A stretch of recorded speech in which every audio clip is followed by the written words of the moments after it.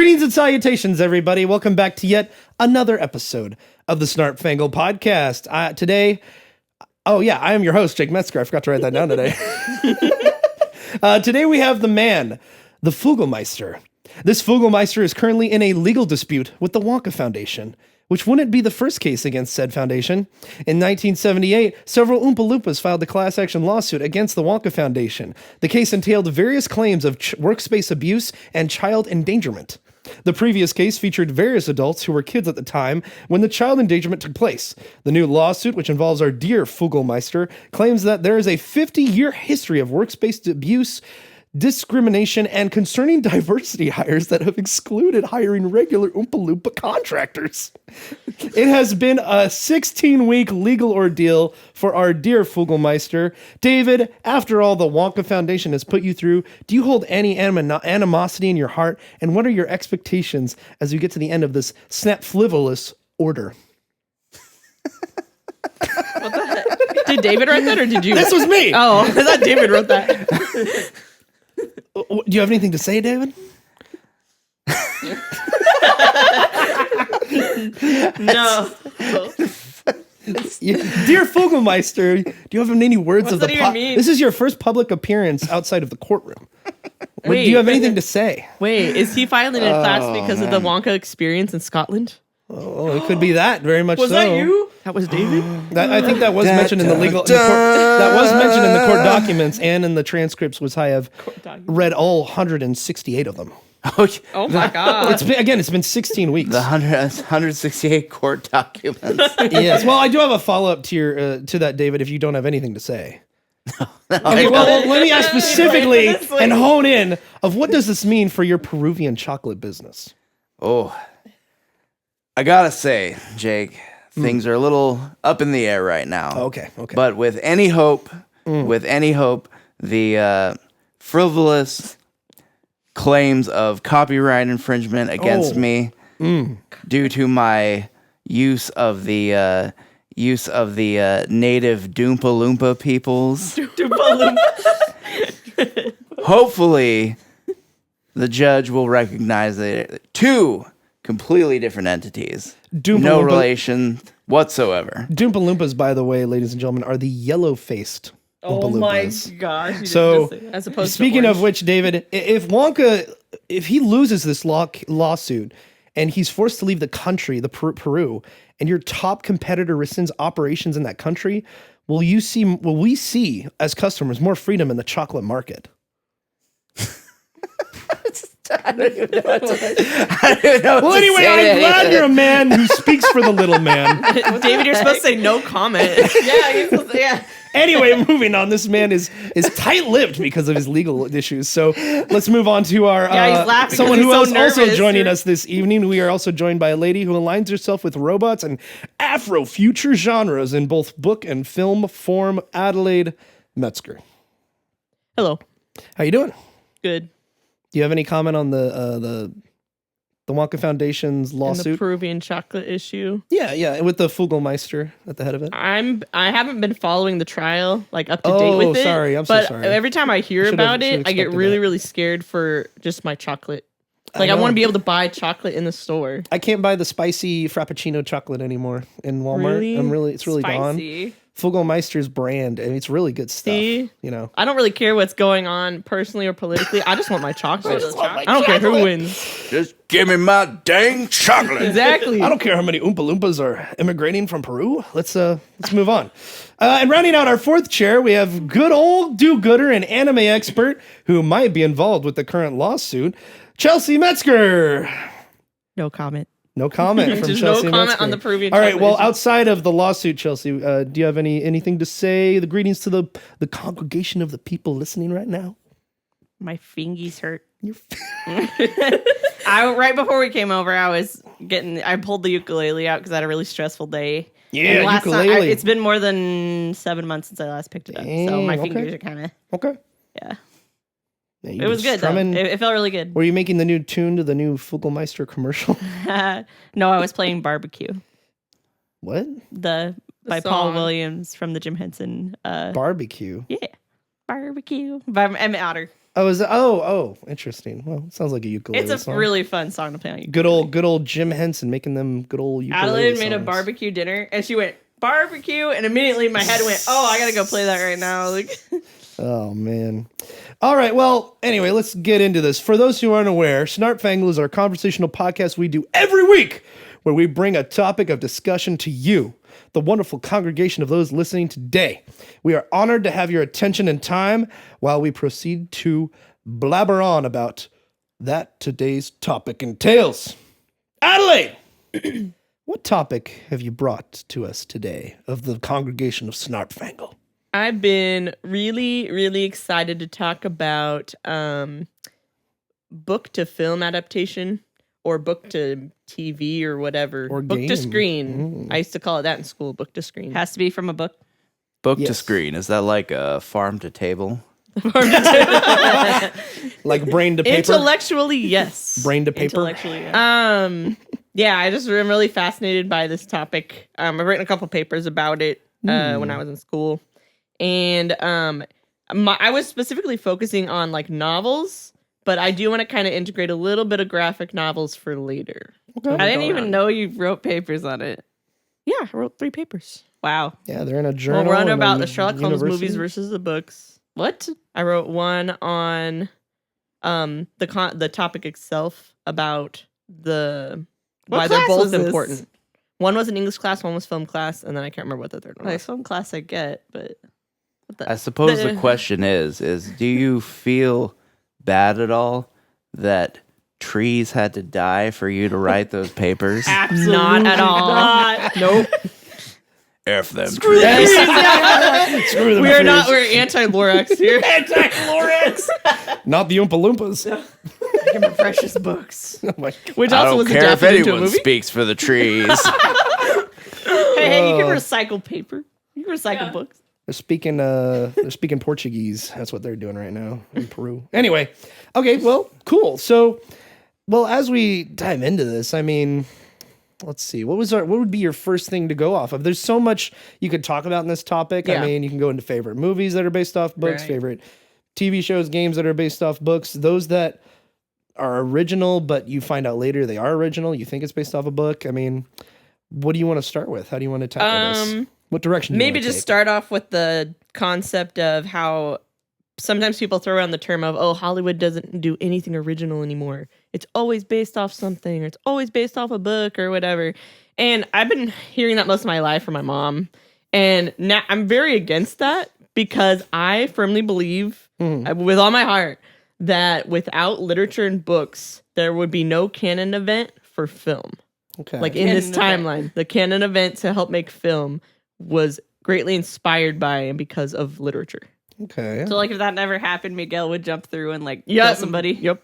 Make it happen. Miguel O'Hara would jump through the portal and kill somebody, and then we'd have film again. So Yeah, well, I don't know. I don't know why, but it kind of brings to mind the the movie October Sky with Jake Gyllenhaal. yes, Yeah. Directed by I think know it's the Joe Johnston. I could be wrong on that. But anyway, I remember it's one of my favorite movies I haven't growing seen up. it in a long time. It's a great film, and I remember reading the book in my teenage years after watching the film over and over as a kid. And the book's a lot more serious, a lot more realistic, I guess I would say, and how it portrays everything. Because it's a true story based off of real events of this kid named Homer Hickam, and it was really, I think, eye-opening. I would say the first time I read it, because it was really, it's autobiographical. Right. And it's really inspiring. Good old American tale, I would say. And there was so many things that I would say the film did better, in my opinion, in terms of adapting it. Like in the book, there was 5 friends that were called the Rocket Boys. The book is called The Rocket Boys, by the way, for those interested. Great book. Highly recommend it. Is it told in the first person? The book? I think it's the third. Because I don't remember if the movie No, did it's that. the third person for sure. It's third person? Yeah. Okay. Because I don't And- remember if the movie Because had he's like, him oh, narrate. this day we did this, and that day we did that. And Yeah. as we go through the story. But I remember reading the book, and it's a great book, and I love the book just as much, but it never took anything away from the movie. And I don't think the movie, even though it kind of subtracted a couple things or like combined some things, I don't think it took really anything away from the book except for maybe I don't know, picky elements, you could say, of the details, little details. Right. But altogether, I think it was a great adaptation. That's extremely common because I was talking with Chelsea about this the other day because books are not a visual medium. And graphic novels are, which is why I was trying to separate it from it. But film is a visual medium. So the person who wanted to adapt something like, oh, this novel's really popular, I'm going to try and adapt it, has to pick and choose what to include in it.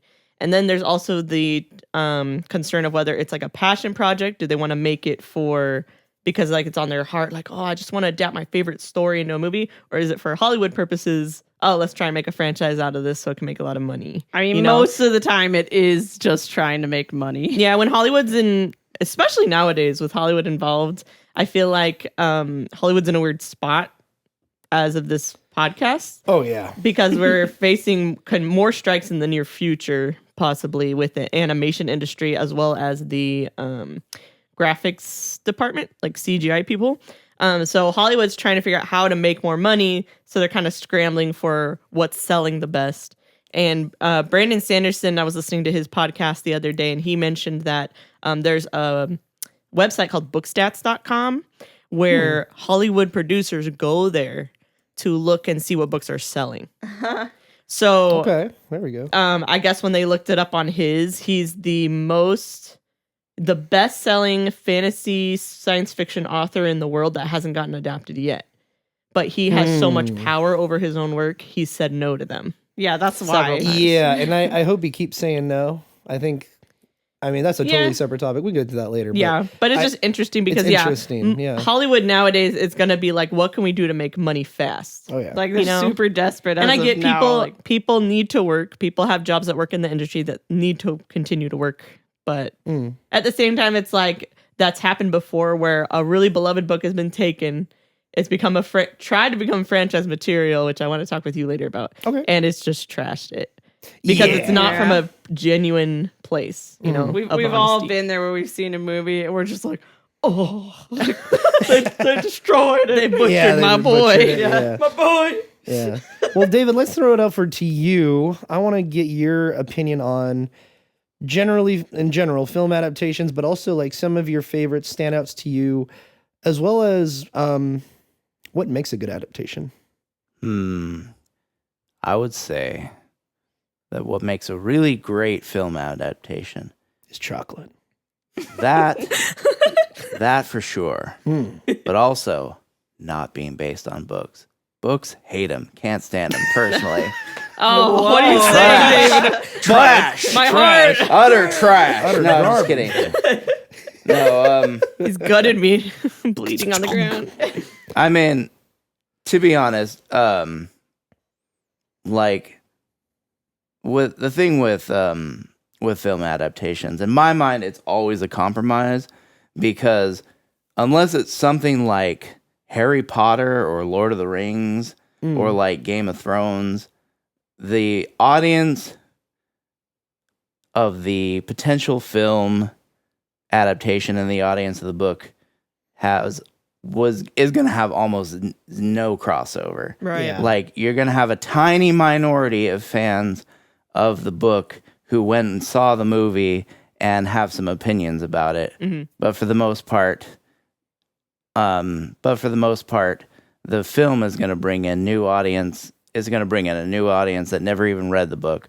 So most of the time, the people making these have to consider, okay, what is someone who's not familiar with the source material, who's never read it, what are they gonna think of it? Right. And so it inevitably leads to compromise of some sort. So I've always just tried to treat books and film as separate entities and not try to carry over expectations from one to the other. As I remember when I was a really, really young kid, see, I'm probably in the minority in today's day and age in that I read The Hobbit before I read Lord of the Rings. Yeah, you did. It's good stuff. And I read it as a very, very young child. And so it had an effect on me. And when they finally did the Hobbit movie adaptations, you know, I couldn't really. The Peter Jackson ones? Yeah. When Okay. they finally did the Peter Jackson Hobbit trilogy, it was like it was a complete and utter disappointment for me. Yeah. But for the most part, I'm not so emotionally invested in book series that that sort of compromise ruins it for me. Like, Right. I read all the Harry Potter books, watched all the Harry Potter movies. As far as I'm concerned, they're really separate entities. Yeah. What's your opinion on Cinderella? Trash. Trash. Utter trash. Doesn't matter which adaptation it is. The original Disney. Oh, the Disney Cinderella. It's okay. Still trash? Do you know that Cinderella was made by an anti-Semite? In 1905? No, I'm joking. Oh, fine. Okay. It was way before that. I like your description, David, because what it brings to mind to me was I know this is like a really silly example, but the Divergent series of books, which I read, I only read the first two. I never got the third one. Books. They were very angsty, very teen focused. They were in the book series I read after Hunger Games because I'm like, ooh, I need me another awesome teen novel to read Dystopian because I'm into future. reading again. From Hunger Games actually brought me back into reading, which was really interesting. Cool. Like just how dark and great that series is. But anyway, when I dived into Divergent, it was very cringy. Looking back on it, very like, ugh, like this love stuff is bleh. It's a young adult. And this series. chick is stupid beyond compare, and it's like very very slow moving, and there's also no love triangle, which is a good thing, I think. But there's nothing interesting about the series in terms of that. It's just these two people like each other, and that's about it. And you're kind of here What do you for. mean no love triangle in Hunger Games? Well, No, in no. I Divergent. meant no, in Divergent. Sorry, Oh, I misspoke. Divergent. So Oh, my bad. Divergent. My bad. But anyway, I watched the movies, and they were coming out from because they're like, "Oh, Hunger Games is out. Let's make money. Let's make some money too." And so they They said it decided just to, like that. Yeah, it's just like that. And the movies are far better because the concepts Oh. is really good. Is a really good concept in the series in terms of like the quadrants of what each quotes district does for their country. And so it kind of adapts really well, I think, into live action or into a movie. But I would have to say that going back to those books, they weren't my forte. Maybe they are some people's forte. I read them in high school, so this is I mean, what they I must remember. be some people's They must forte. be somebody's Yeah. forte. But I think the movies did a far better job of fleshing out her character. Even though in the books you're in her mind all the time, I feel like they did a better Yeah, job it's like in the first movies. person in the books. So. Especially with the performance that Shailene Woodley gives too. Mm-hmm. So I think some examples you have adaptations that are the perfect adaptation, as people say in quotes like, let's say Lord of the Rings, for example, as people bring up all the time. But I would say in terms of adaptation of what makes a book better or takes that concept and evolves it, would have to be the Divergent series. There's some other examples like that as well, but I feel like you have more to say. I just wanted to comment. I never read Divergent, never saw the movie either, but I've always wondered. Yeah. They were leaving money on the table. Why didn't they make a spin-off series called Neurodivergent? Do you know how much money that would make? Capture the autistic market. Damn, it's like it was right there. Well, you know what? If they made a fourth entry into that series called Neurodivergent, I might be tempted to go back to it, David. Jake's like, what are they going to explore here? Screw the third book. I'm going straight to the fourth. Oh man. But Chelsea, let's hand it over to you. What's your definition of perfect adaptation? How do you see general adaptations in your mind? And give me a good example of an adaptation. Film, series, games. That's something I also want to dive into later. You can do series or movies or whatever is easiest for you. It's kind of hard to try and pinpoint one. Like, I can only think of I can't think of like maybe a perfect one. Well, except for, I don't know, we haven't seen it yet. The new one come out that we're really excited for, The Wild Robot. But we've only seen trailers for that. I have so we a have no feeling- idea what it's going to be. I have a feeling like. it's going to be a perfect adaptation. Yeah, And then we can talk just about... that's just the excitement talking, though. Yeah. So, like, okay, Well, what like in generally, like in terms of adaptations, like I mean, I don't know. So when you all hear I can based think of off is the like book, a movie, like you know. like let's say I see a movie and I'm like, that movie is so good as a movie, and I didn't know it was adapted off something. An example might be John Carter. Mhm. I didn't read John Carter. You did. Mhm. It's like extreme, like pulp science Very fiction, pulpy, yeah. science fantasy kind of a thing. And Edgar Rice Burroughs wrote it just to prove he could write a horrible, cheesy, like pulp fiction. That was the whole reason he did it. He's like, why are all these getting money and selling well? He's like, I could do that and I can make it better. are you talking about? I'm talking about the guy who wrote John Carter originally. Oh, John Carter. Okay, yeah. Sorry. And then like, so it's weird, but you know, it's enticing. And then like you watch the movie, you're like, how can you possibly? Oh, I got one. Spider-Verse, Into the Spider-Verse, the first one. Because when that came out, I read the comic first, and I'm like, how can you make this a movie? And I'm sure a lot of other comic book fans thought about that with the other like Avengers properties or like big event properties like Infinity War. Like, how do you make that a movie? Well, they had to completely change it. Mhm. They completely changed it. Completely. It's not at all like the comics. You pick up the comic, you have no idea what's going on because you're supposed to know like the whole history of all these characters that are showing up in it already, which is the problem with comics today. But anyway, like I went to go see Into the Spider-Verse and I was like, this has none of like the characters I'm familiar with except for Miles Morales. So like, but they made like one of the most perfect movies I've ever seen ever. Like, and it was exciting. It did everything like a comic would do. Like it hit you in the heart. It had the big like comic book moments. But it was so inventive too with the animation. So like everything about it is like a perfect adaptation that has really nothing to do with the comic it came from other than multiverse hopping. So before we go to you, Adelaide, what you say Into the Spider-Verse is a perfect adaptation, but also it doesn't. Yeah, it's different. It's different, but it's not based off any particular book or book series. No, they just have the name of the Spider-Verse, and it does have portal hopping because in the comic you have like. Well, it's kind of like the main Spider-Man in the comic is you have Amazing Spider-Man and then you have Superior Spider-Man. Well, also a lot of with the Marvel movies in general. And Miles is just kind of like a character who just is one of the kids who go off on their own adventure while the adults deal with all the dangerous stuff like the vampires and everything. Because that's the main villain is vampires.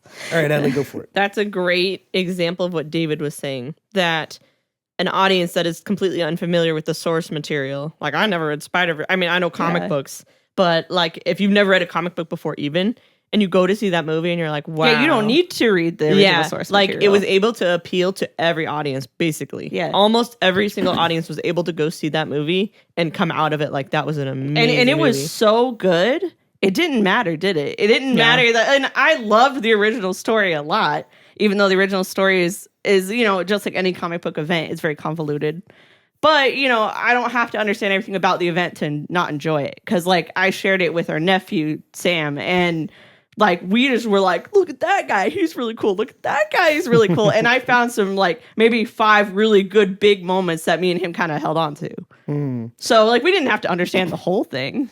But we still enjoyed it. It seems like, especially with the Marvel movies and adapting comic books specifically, it seems like all they do, and they can take different storylines, but mostly they just take the characters and adapt them to screen. That's what and they sells, pick just a certain, they cherry pick a certain arc or a certain series of books like the Spider-Verse. Well, you look at like the best-selling ones. So the Spider-Verse sold a lot too. They did the big event thing where you have to buy like 20 comics in 1 week to get the whole story. Or maybe not. They'll just put it on a cover so you buy it. So they'll do different arcs and storylines, but not a specific book, I've noticed.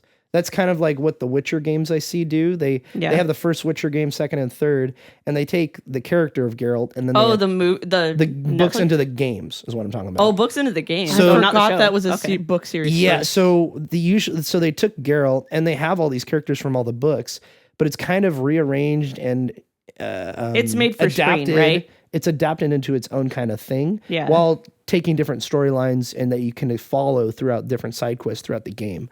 So that I think would be an example of like, it's not an exact adaptation. I would say maybe a loose adaptation. Correct me if I'm wrong, maybe, but it's taking characters specifically, adapting into it. Can I actually read that's my example. Is the 3 categories I had based on going through some of these. So there was reinvented adaptation, which is I guess is what you guys would be talking about, or loosely based or inspired by adaptation, where They take the original source material, completely take all the elements apart and be like, okay, we're going to start from scratch. What can we do to make this a good movie? Okay. Right? Or Yeah. a video game, Yeah. like The Witcher, which got adapted into a TV series, which is interesting. Then there's faithful adaptation. You don't see very many of these. They're almost word for word of the original source material. You're looking at like, I got The Princess Bride on here, The Last Unicorn, Christmas Carol. There's so many examples of Charles Dickens' A Christmas Carol where it's word for word of the book. And then we have, like, I had my own perfect adaptations list where it combines both faithful elements but reinvented elements and makes a perfect version of it. And then we have kind of gray areas where it's like, it wasn't faithful, but it wasn't reinvented, but it's just, it is. It's nothing. It just is. Okay. I think an interesting, the only example I can think of off the top of my head is like the Planet of the Apes book written by that French author and the Tim Burton version. You're like, it's not really not the anywhere same. to pick out of The all puzzle those. pieces don't fit together. It's so bad. There's no category for it. So, Oh, okay. but that's the list I got. So we had mentioned reinvented, Okay. faithful, and then perfect adaptations. Perfect adaptation. Interesting. I see you have under faithful adaptation the good old classic David, How the Grinch Stole Christmas, Chuck Jones. yeah. The Chuck Jones version. Yeah, faithful adaptations. Very faithful. Yeah. Very faithful. Very good He's basically stuff. reading the book, right? Yeah. He's Yeah. just reading But the better. Good old what's his name? Boris Karloff. Yeah. Yeah. Oh, heck yeah, And they man. put that amazing song in there. That's I an instant totally classic now. forgot that Yep, Boris Karloff's narrating that. Holy Mr. cow. Thurl Ravenscroft. Oh, that's his name, yeah. Mm. Tony the Tiger. What a man! Wait, Yeah. that's Was he- Tony the Tiger? You didn't know You that? didn't know No, that? I didn't know that. What the heck? That's crazy. That's awesome. Was he the Haunted Mansion guy? too? Oh, was he? No. I'm thinking That of was somebody the other guy who worked with Disney for a long Oh, time. not the same guy. Yeah. Okay. Different guy, though. All right. Well, Adelaide, where do you want to go from here? I hear you see a couple things listed, but you know what? I kind of want to talk about. I find it interesting, like reinvented adaptations. Let's go into that. Okay. Let's dive into that. You have listed here, just to name a few. You have Jurassic Park. Mhm. So, by the way, the examples are also loosely based or inspired by. Right. So you have Jurassic Park. You have The Grinch, the Jim Carrey version. You have Jaws. Wait, Jaws was a book? Yes. I did not know that. But I put a Really? question So mark. is the Meg. I put a question Oh, mark. shut up. I'm not talking It about is. Meg. It is. Okay, fine. It was a book, I guess. Sure. I put a question mark by it because I'd never read the book, so I don't There's know how. no way the Meg was a book. Yeah, it was. There's no way. Look it I'm up. gonna show you right Okay, now. you can and look it's that called, up. It's called the Meg. I can have look it it up on my right- Goodreads want to read The list. Meg book. Jamie, pull that up. Jamie, Yeah. pull Let that me pull up. it up. Thanks, Jamie. A novel of deep terror by Steve Alton. Steve What? Alton. He wrote a bunch of shark books. Interesting. He was doing that, He's while making bank. Sci-Fi He's making Channel was bank doing right theirs. now. So. He's making so much. Oh, I bank. bet he is. Man, unless I don't know unless about it was a that. crappy deal from Well, back in no, the day. yeah. See, I don't know. Yeah. But usually authors don't get the. It depends on if they sold the rights or if they get a portion of the royalties because they still own the property. Yeah, It depends. That's like the business side of things that I'm not too familiar with. Yeah, something that stands out to me is definitely Jurassic Park because it's not exactly what the book is from far. The book what was I'm aware. published Michael in Crichton. 1997 of the Meg. Okay, So the Meg, movie yeah. came out what? COVID 20, year? Oh, man. 2018. It was Oh, really? 2018, Yeah. yeah. Oh, before. Man, they were scraping the bottom of the barrel there. I don't know. We had a fun That's what time. it going means to when see Hollywood it, has no original Yeah, ideas. the It's first one was really Meg. fun, and the second one was not. but The second one. The second one was really the bad. first one was looked No, bad. it's pretty good. No, it's funny. Okay, we'll pick one out, Adelaide, and let's expound on one of those and why it's so loosely based. I actually have an example of a book that was completely reworked, but everybody loves the movie. I have Okay. an example of that. And I actually got, I want to put credit to Tales Foundry on YouTube, their YouTube channel we follow. And they talk about like speculative fiction stuff and like They do a lot of essays, like video essays, video but they essays. like animate to it. Okay. Yeah, he So does it's like really, real it's really animations creative and that's stuff. cool. Yeah, it's really So, cool. I disagreed with what he said about How to Train Your Dragon because How to Train Your Dragon is adapted from a book by Cressida Cowell. Cowell, yes, Mhm. Cressida Cowell. And I saw the movie first because I didn't know it was a book. Then I went to go read the book and just totally different. polarizing. Totally, yeah. Totally different. Because it's basically like a guidebook, right? No, No, it's a story. It but follows it's like Hiccup. way more like It's gag. It's like in the view of like pity because you feel bad for this poor kid who grew up in a like village of people who hate him. Let me read you Which my is notes totally really quick different from the movie too. about that. Like in the movie, he's just kind of a loser and he's skinny, but in the book, they all like bullying is part of their culture. So it's bad. It's bad. Tales Foundry said that they think that the movie kept the tone of the book, but I disagreed with it, that even the tone was changed. So in my earlier notes about like what makes adaptation in general or why change anything, there's different elements to a book. You have story, characters, tone, theme, message, which are two totally different things, and characters. Did I say characters yet?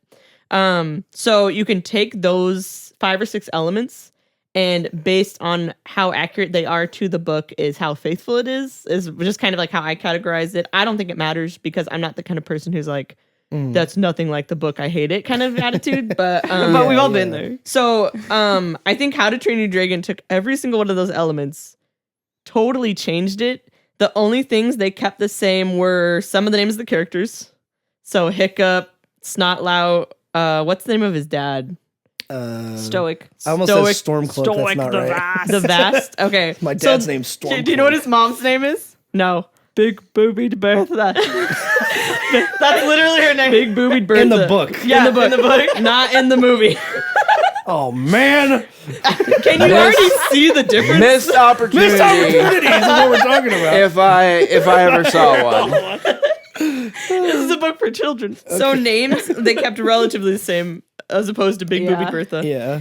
Including like Toothless. His dragon's name is Toothless in the book. Yeah. The only other thing was his rocky relationship with his dad and the setting of just the factual setting of that there are Vikings and dragons together. Other than that, they took all the other elements and changed them. Like the movies are much darker. They're much more grounded and I guess serious because they talk about topics like the supposed divorce between him and I can't even think of her name now in the movie. I don't remember her name in the movie. I don't remember her name. Because it obviously isn't as good of a name as right, Big it's Booby Bertha. Very That's like all you forgettable think name. about now. My notes on that were I've only read the first book, but I would argue that the tone is completely different, like I said. The book is so extremely wacky at times with humor. I like to say it's like a non-meta version of Monty Python humor. I believe I need to look it up because I don't want to mess it up. She's Scottish or Irish, the woman who wrote the books. I don't remember. So I want to say Scottish, but I could be wrong. So her name in the movie is Valka. Like the Valkyries. It's supposed to be more that's like, cool. That's clever. Yeah. And then while the films are never really reach that level of hilarity, they use more grounded humor and they use it very sparingly because it's all focused on the emotion and how to make you feel things through the visuals, like when you're flying in the sky and his relationship with Toothless.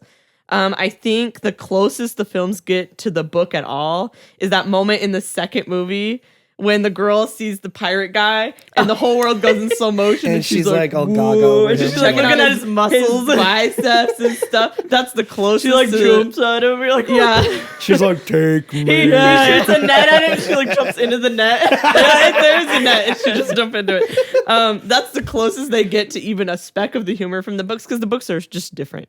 They're very different. Yeah, but they're, it's just they're amazing. very comical. They have their Amazing. serious stuff too. I feel like the more serious adventure stuff I would compare to like the danger of like Harry Potter in the books of Harry Potter. You're like, oh shoot, that's something dangerous. Like, you know. But Hiccup does it all alone and he overcomes all of it. It's pretty great. They're good books. They're really good But books. I just think it's interesting because that's a perfect example of someone who's like, wow, I want me some more How to Train Your Dragon, like the movie. And then you go to read the book and you're like, this is not. If you go on Goodreads and you go to the 1-star reviews, almost every single one of them says, that's not my dragon. Toothless. Yeah, that's not my Hiccup. That's not my Toothless. Yeah. And that's why they give it 1 star. And I'm like, that's amazing. Bro. But That's the interesting. movies are so good. They're so great. Really great. Despite them being totally They different. deserve the popularity they got. Yeah. Yeah. That's interesting thing too, because How to Train Your Dragon was a DreamWorks production, and DreamWorks has so many on this list based on books. It's interesting. It's really interesting the fact that they have all the rights to those and they're also malleable enough of a company where versus Disney, which is so like stagnant and stubborn about what they're willing to adopt and what they're willing to put forth. Well- I mean, let me finish with the example of like, well, maybe in the 90s or the 80s they had maybe not as such they had many examples like they would just, oh, let's just make this and we have the rights to it, let's just put it out there, versus like nowadays they're more like very, very, very careful of what they put out. They're safe. They're very safe. safe. Versus DreamWorks, they kind of have the ability to kind of get all the other creators to them. So and have the freedom to do DreamWorks that as adapted well. a lot of modern stories. A lot Yeah. of authors are still around with the stuff that they've adapted, like William Joyce and like Cressida Cowell. Adam Rex. Yeah, and Disney has always adapted fairy tales because that's a broader audience. Like everybody knows, well, mostly everybody knows. Wait, fairy yeah. I tales. see 2 on this list that are modern. We'll move on to that in a little bit, but I kind of want to get. I'll go next actually, because in terms of what films that stand out to me that are reinvented adaptations, I kind of want to talk about. Let's see. I kind of want to talk about, because you have here listed a bunch of Roald Dahl books, and what stands out to me is probably Charlie and the Chocolate Factory, and I would probably have to say that. Wait, what which list are you looking adaptation? at? Are you Okay, that's the talking about? question. I'm like, wait, which one? Because the original book was Charlie and the Chocolate Factory, right? Or was that's it? the Charlie name and the of it. Chocolate Factory? Okay, and Yeah, then it's the the title. film, the first one, was Willy Wonka and the And the Chocolate Chocolate Factory. Do you know what the most faithful adaptation to the book is? No. The Johnny Depp one. Interesting. Because Really? Tim Burton looked at the book and said, I want to try and copy as much as I can onto screen with his Tim Burton-ness. Okay. So he did. Interesting. Okay. Yeah, I mean, I'm trying to find an example of reinvented that I'm familiar with. David, did you ever see the Tim Burton one? Yeah, Chocolate? I did. With the It depth. was, with the depth. It was Burton-y, but was not Very Burton-y, not yeah. much else. Do you have an example for us, David, of reinvented adaptations that you can think of, or an adaptation was loosely based, we'll say? I've got gosh. I bumped that. That's I gonna. did too. I You're bumped mine. right, He's being you're attacked by the microphone. So yeah, I've got an example of a totally reinvented adaptation. I wonder if it's what I'm thinking about. which is I haven't read the book. I've read little bits and pieces of it, but I wanna eventually dive into it because it's such an interesting way in which they twisted it. Was Starship Trooper. Yes. Oh, okay. Starship Trooper. So Starship Trooper was a novel originally written by a guy named Robert Heinlein, I do believe. And so basically, he presents this futuristic society which is fundamentally democratic, but the price for participating in the democratic process is military service. So if you want to go on to be a part of the government or vote in elections or anything, you are required to serve in the military. And Interesting. essentially, it's almost Starship Trooper is almost like Robert Heinlein's sort of philosophical treatise. Am I pronouncing that word? Treatise? Treatise? A treatise? A treatise? Treatise. I think it's just Oh. treaties, right? A treatise. If you're 'Cause- addressing somebody as one. It's Hit the Google mouth button. The Google Mouth button. trying to. Shows the mouth and how to pronounce it. treatise. Treatise. Treatise? Yeah, I think it's treatise. Yeah. Okay, treatise. So it's like is sort of philosophical treatise on basically what he believes is going to be the ideal sort of motivating factor for human society. Okay. Because Yeah. I can see that. basically his whole idea is that military service, having some sort of stake in the nation itself through military service, acts as a sort of unifying factor that would counteract the sort of cultural and political fragmentation we see in our own society.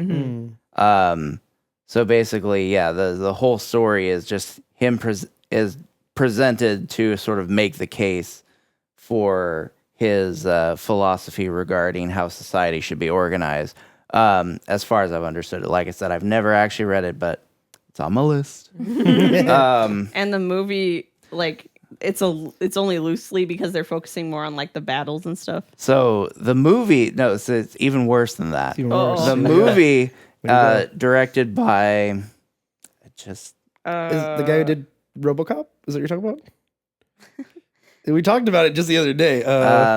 Satirical film Verhoeven, adaptation. Paul Verhoeven. Okay, yeah. Yeah, so directed by Paul Verhoeven. It's actually takes Heinlein's sort of philosophy and turns it on its head. So Why would he do that?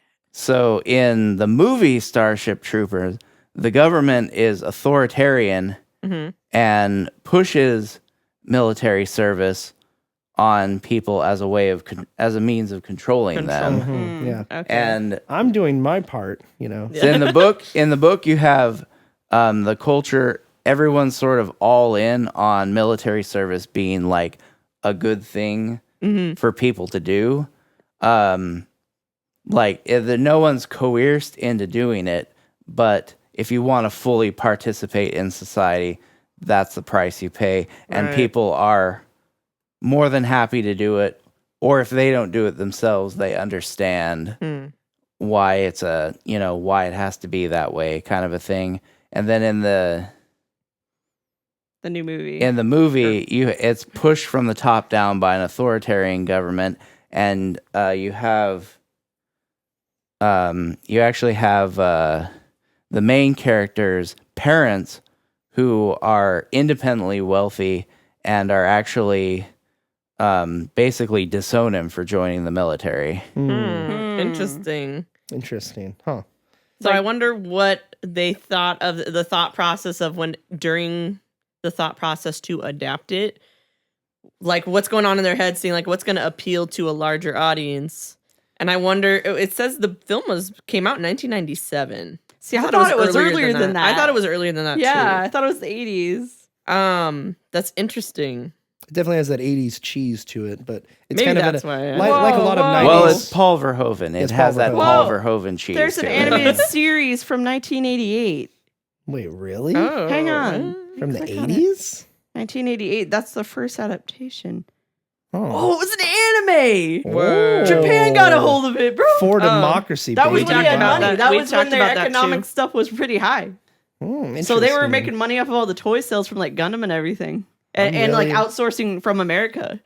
Is there a way to get it? Is there a way for you to track that down for us? I will find a way. Yeah, find a way, because that'd be fun to watch. It and was track a down. Interesting. How many episodes?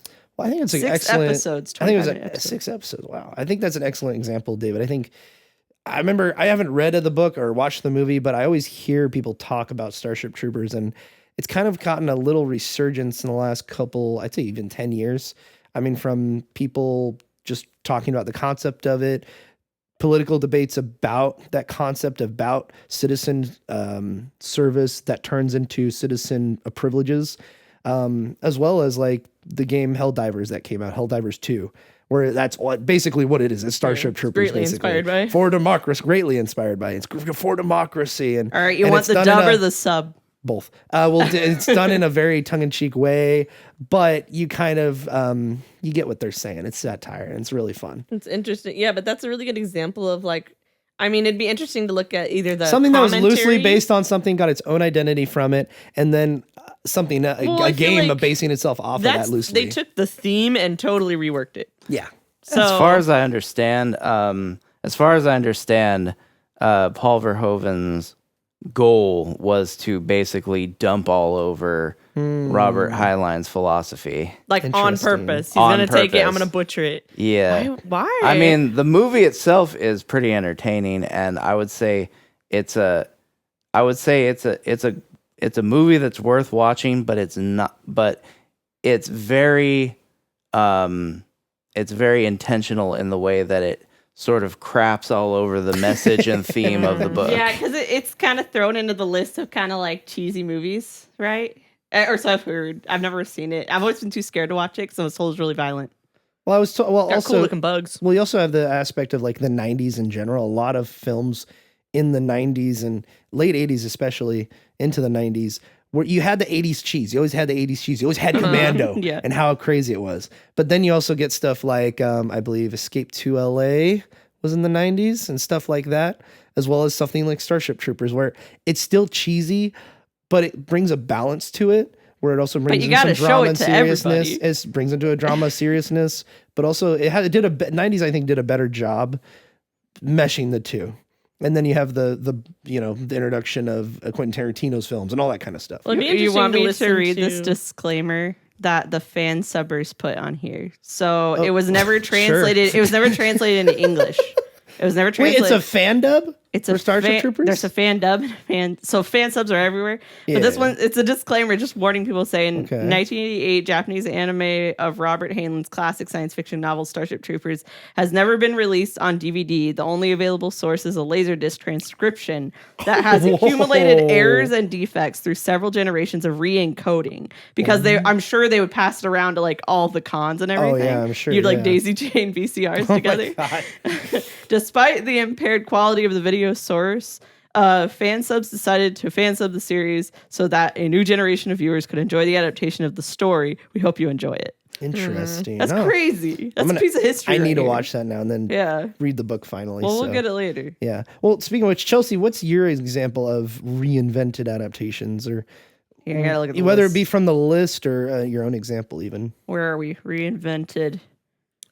There were some things like I think John Carter. Well, John Carter's kind of in the gray area. Okay, I think an interesting one to mention would be the Neverending Story. Okay. Oh, So- totally different. Okay, And I did you not didn't like it. I didn't but like the did. book. I just read the book last year. Isn't the book? And I've she been was- begging you to read the book. She was like hyping it up, and I was isn't like, it even yeah. more depressing? "This is so good," and it's just confusing fantasy. confusing. It's like so it is interdimensional. okay. It is stuff. okay. Well, I So hate the that. movie Yeah. did a good job of the movie is just as weird as the book is. The book is not traditionally told in a linear way. Yeah. So it jumps around a lot. It doesn't follow the first act, second act, third act.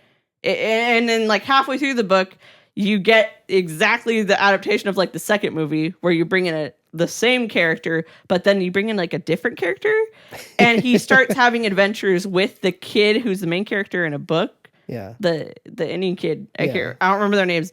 But yeah. And so Atreyu. and Indian like in the cupboard. That's what It's you're talking about, right? Atreyu. yeah, and I'm reading the book and like I understand that what I'm reading is the movie, and then the movie ends halfway through the book, and it's like exactly like the movie. I got like pulled into the book, and I was like, "What is going on?" And all these like unlocked memories came back to me of the weird sequel movies they made, and then the Canadian animated series that they showed on HBO Family like years ago, like years and years Canadian, ago, late 90s. in the 90s. Yeah. And I was Really? like, I remember all of this from that We used to animated rent the series, VHS tapes and and she record didn't them. remember any of it. I I only was remembered like, them what when you the told me about them. And I knew, like, I remembered all the names and everything of like these I weird didn't- characters see, I that didn't nobody know knows about and stuff. And so I like loved the book. The book, I was entertained. I thought it was really cool. Like, even though like a lot of stuff was weird, I didn't think it was like bad anyway. And I don't think it was one bad. huge change they made that makes it just such an amazing read. Which, if you've never read the book, like you're in for like a huge surprise. Like this is like you're gonna spoil the book. I am gonna spoil the guys book. are All right, everybody. FYI, guys. If you were gonna Disclaimer. if you had Neverending Story on your shelf in the book form that it originally was, and you've yet to read it, well, too bad. We're gonna spoil it right now. So. I'm sure it's Too a I'm bad. sure you meant to get to it at some hot point, book but right now. too bad. I can't imagine anybody unless you're a hardcore reader. I was gonna like, say. yeah. But anyway, I don't like think it's a hot so in the item. book, in the movie, the main antagonist, like the main villain, well, I mean, it's this non-entity that's destroying everything, but you have a servant of which is called the Nothing. You have a servant of the Nothing, and his name is Gamorek, and he takes the form in the movie of a wolf, Okay. of yeah. just a regular black wolf. That's it, but he can talk. And they got a really horrifying puppet. Yeah, it was The movie pretty traumatized us traumatizing as a kid. child to watch that Yeah, movie. but yeah, they did an excellent job in the movie, really making sure that you were really scared. That's of one that thing that this dumb book didn't have was the charming puppetry that the movie made it like. The book didn't have Wow. the puppet. Yeah, exactly. I would have never thought You're of that. easily entertained, apparently. Continue. But so in the movie, this figure, which takes the form of a wolf who chases Atreyu, that's the name of the main character in the movie, chases him. Atreyu faces off with him in the end, and he kills the wolf. Okay, so that's it. In the book, he catches up with the wolf in what used to be, I think they called it like October Town or something. Yeah. It was a place where everybody's imagination of like spooky ghosts and ghoulies come from. So like if you're Tim Burton, that's where all your ideas come from, okay? Or anybody else who's Pretty into much. that. Because the world of the Neverending Story is the imagination, people's imagination in the real world. So this town is like, like spooky goblins and ghoulies and stuff. Well, it's abandoned. He gets there. He finds this werewolf chained up. And he starts speaking about his adventure. And the werewolf is dying because it's been trapped there so long. It's really dark. He's Oh, like wow. starving to Jeez. death. And he's just dying on the ground. Dang. And he tells Atreyu his story. And Atreyu, with horror, suddenly realizes that this is the thing that's been chasing him. And he tries to like back away from him slowly as he's telling him the story. And his story, like the wolf like got to this town, fell in love with the princess of this town. She's like the spooky October queen or whatever. He fell in love with her, and he got distracted from his mission, which was to kill Atreyu. And so he stayed in this town. She found out what his mission was. She chained him up and she said, we're all going to willingly go and jump into the nothing and you're going to be left here to die. So he was betrayed by somebody. It was like this whole story. I was like, what is happening? This is nothing. Like, I mean, it didn't need to be in the movie, but I did not expect Apparently didn't need to be that. in the book either. So. No, it was crazy because you don't expect that from Well- something that you've been terrified of your whole life watching as a kid. Yeah. And Okay, you're like, okay, holy yeah. crap, this is like... So that's the a whole- backstory. I of feel the like wolf. that was- Okay. Yeah, and Oh. then their face-off is pretty Pretty gruesome. good? Like, Okay. he lockjaws onto Atreyu, and Atreyu is stuck there, like... And he dies lockjawed on him. Oh my god. Yeah, it's pretty awesome. That is horrifying. Wow. It's pretty awesome. I feel like so- that was a more interesting aspect of the book because it's giving layers to a Hollywood looked at that and said, no, we just need a villain. Yeah, So yeah, let's take you away. need to, that's definitely a book thing only. Yeah, I feel let's take like away it all didn't the need to be in the complex movie. It layers. was just a really awesome surprise that made it different from the movie for me. Because I most mean, people by now have grown up just with the movie. It and was have a not good read the book. tactic for a children's film because every child who watched that movie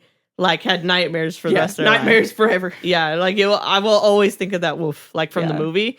And then I read the book and I'm like, this is just giving me flashbacks to a Wrinkle in Time book, and I hated that book. I So hated I'm that just book like, too. this is I hated the book. I confusing. hated every adaptation off of that This thing. is confusing. That's But interesting. My favorite quote from the Neverending Story is, it's really sad when like he finds the rock giant and the rock giant's crying and he goes, they look like strong hands, don't they? And like he was supposed to hold on to his friends, but they got thrown out of they his... got sucked in. That's my favorite quote in the movie. Oh man. It's a really human moment. So Yeah, from a very weird movie. Yeah. Oof. I love that movie. Hey, it fit the 80s perfectly. Yeah. God bless Jim Henson Workshop on all the puppets they ever did. They are awesome. was it Jim Henson? I'm pretty. I mean, I'd be surprised. I if can't it think of wasn't. anybody else who's Better doing than It's this. got. that. I mean, it was in the '80s puppetry. Look it up, Chelsea. It has to be Jim Henson. Let's see. I feel like we don't really have to talk about faithful adaptation too much unless there's one you really want to talk Let's about. jump to perfect. Actually, These were just my perfect. personal ones. You guys don't have to follow this. You guys probably have your own perfect adaptation. okay. All right. So we'll list them off. What do you got? I had a whole bunch, but I just did the top 5. Okay, do top 5. My Yeah, number what do we got? one most perfect adaptation, I think that perfectly balances elements from the book but reinvents it into a beautiful visual movie is A Monster Calls.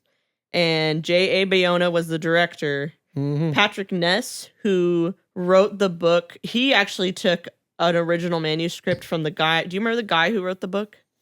Chelsea, the original guy who wrote the book of A Monster Calls. I think it's Patrick Ness. No, the guy he took it from. Oh no, He I took don't. it Who from died? somebody. It's the guy who wrote the story. I'm like looking at the book like.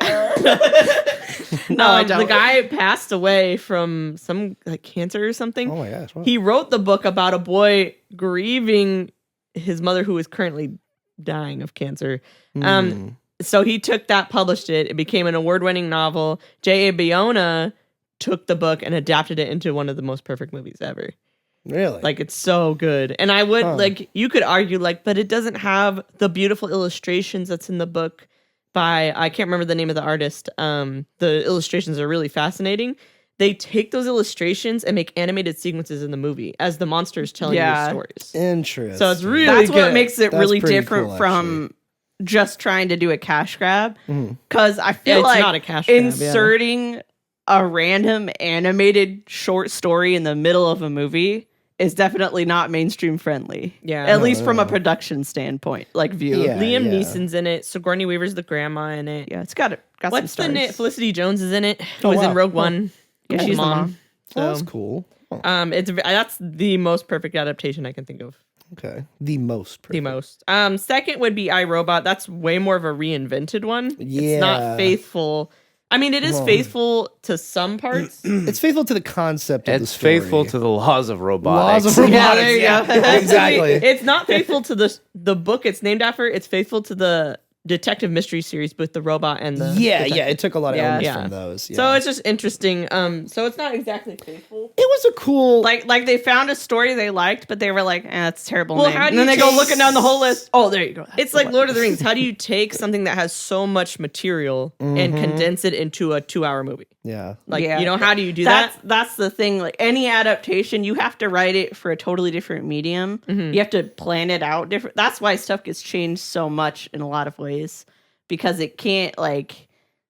I don't want to say it's not hard to feasibly done, translate- because you could almost do anything It's hard to with special translate effects. it. Is probably what. Yeah, they're figuring. translate it. There you go. Well, and it's also how Does it they flow translate good? it. What do you take out? What do you keep in?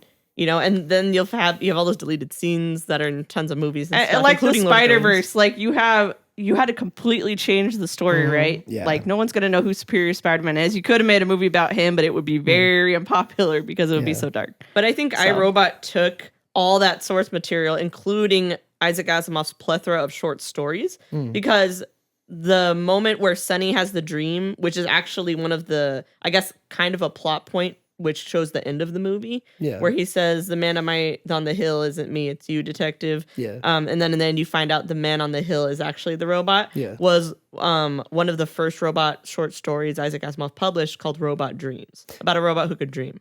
And it was actually him in the book. He was dreaming about taking over humanity. So the movie took that concept and worked it into the movie just beautifully. And you still have this great story about a detective who's trying to solve a murder, which Yeah. was the Robot series by Isaac Asimov. So Yeah. I think it does a really good job of taking all that source material and putting it into a movie. Yeah, it was a good. I mean, I never read any of the Asimov books. I've read a few bits and pieces here and there, but I always remember growing up watching iRobot and always being a fan of it. And as well as you can't go wrong with Will Smith, you know? I mean, Oh yeah. I mean, you certainly can. But certainly Don't can't. say that. I mean, We'll I've save seen that Wild for, Wild West, David. half we'll agree. save that We'll for save that another for another. discussion. Look, Wild Wild West, totally understand. Bad movie. But iRobot, on the other hand, Also he was bad a great movie. character in that movie. I like iRobot. I think it does a good job bringing, like you said, elements of Asimov, forming them into one. At first, you kind of look at it and you're like, oh, God, the guy who wrote this does all the modern Star Trek stuff now, which is crap. But I think he actually did a pretty good I work mean, with the... Akiva Yeah, Goldman? Goldstein, or whatever his name is. Goldman? He did a pretty good job with the script, I'd say, and the forming Well, of he it was only and one of the adapting it. scriptwriters. The actual guy who was the other scriptwriter, Jeff Ventier, I can't remember. Yeah. It was his idea, and he had been wanting to adapt Asimov for years. Oh, that's cool. But technology was not up to date yet. No. And finally, they must have filmed the movie 2001, 2002, Well, it came out and it came out in 04. 2004. So yeah, they 2 filmed or it 3, before yeah, that. yeah. So which is interesting because he had a desire to adapt Asimov because he admired Asimov. But there's just how do you do that? Speaking of terrible adaptations, David, you know what they should have done with the Cat in the Hat movie with Mike Myers? They should have had a full CGI character of Mike Myers doing the mocap instead of him in makeup and getup, and that would have been amazing. You know what the mocap was like then? Yeah, It would have been Gollum. like Dr. Seuss's version of Jar Jar Binks. That's probably what it would have been. Now actually, that's a you know? movie I I'm would just watch. imagining the really bad VR chat body motion or whatever. It would look like that. Oh Did my you know God. that the first Lord of the Rings, or not the first one, the second one where Gollum is introduced, they didn't use motion capture.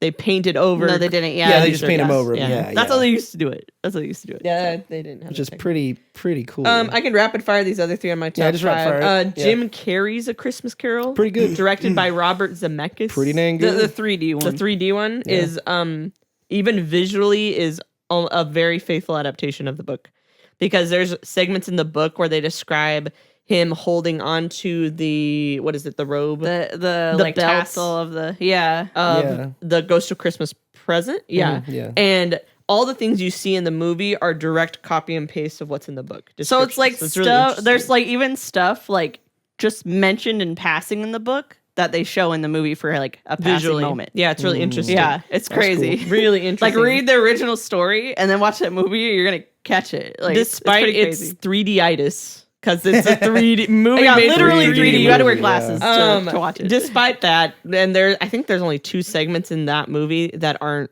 faithful to the book. I wonder what Polar Express is then. It was Because- based on a Horrifying. picture book. It was a picture book. Horrifying. That's what it is. I mean, it sure was, yeah. Yeah, That those- traumatized those David. Soulless eyes. Soulless eyes of Tom Hanks as What in the multiple Polar people. That's multiple characters. Yeah, I guess Polar Express walked, so Kristen Stewart can run. You know. So Jim Carrey could crash it all because that was the last one. Yeah, they- exactly, Jim oh no, Carrey. the last one they made was Marcy's Mom's. Oh yeah. So- Marcy's Oh Mom's. my god, I forgot. Yeah, that was the about last that. one he did because I wish I didn't remember that. The Anyway, other one I had was The Color Purple, but Steven you Spielberg's spelled his version. name wrong. How I don't think it's you spell Spielberg. do I spell it? Speil is how you say Is it. it spelled. IE? I think it's IE. I.E. Spielberg. Spielberg? I don't know. He's Jewish. He's Jewish, so it's I always should know kind of this. weird, I'm you part know. Jewish, but Yeah. Okay, but so Steven Spielberg's version is is it a faithful adaptation or? it is Because I've and it never isn't. read or watched It's the movie. perfect. It's right smack dab in the middle of Faithful and Reinvented. Okay. Because Okay. I just read the book this year because the musical movie came out, so I wanted to read the book, and that's a hard Yeah, read. all within like 4 days. You like watch the original, watch the new one the next day, and then you started. and then I reading read the book. Yeah, And you had listened to the musical before you watched them. yeah. So It's yeah, got really good music. I really like lots that. of adaptations. A little bit. But yeah, it's smack dab in the middle. And yet there were people who are totally hardcore fans of the book and were really mad at Spielberg.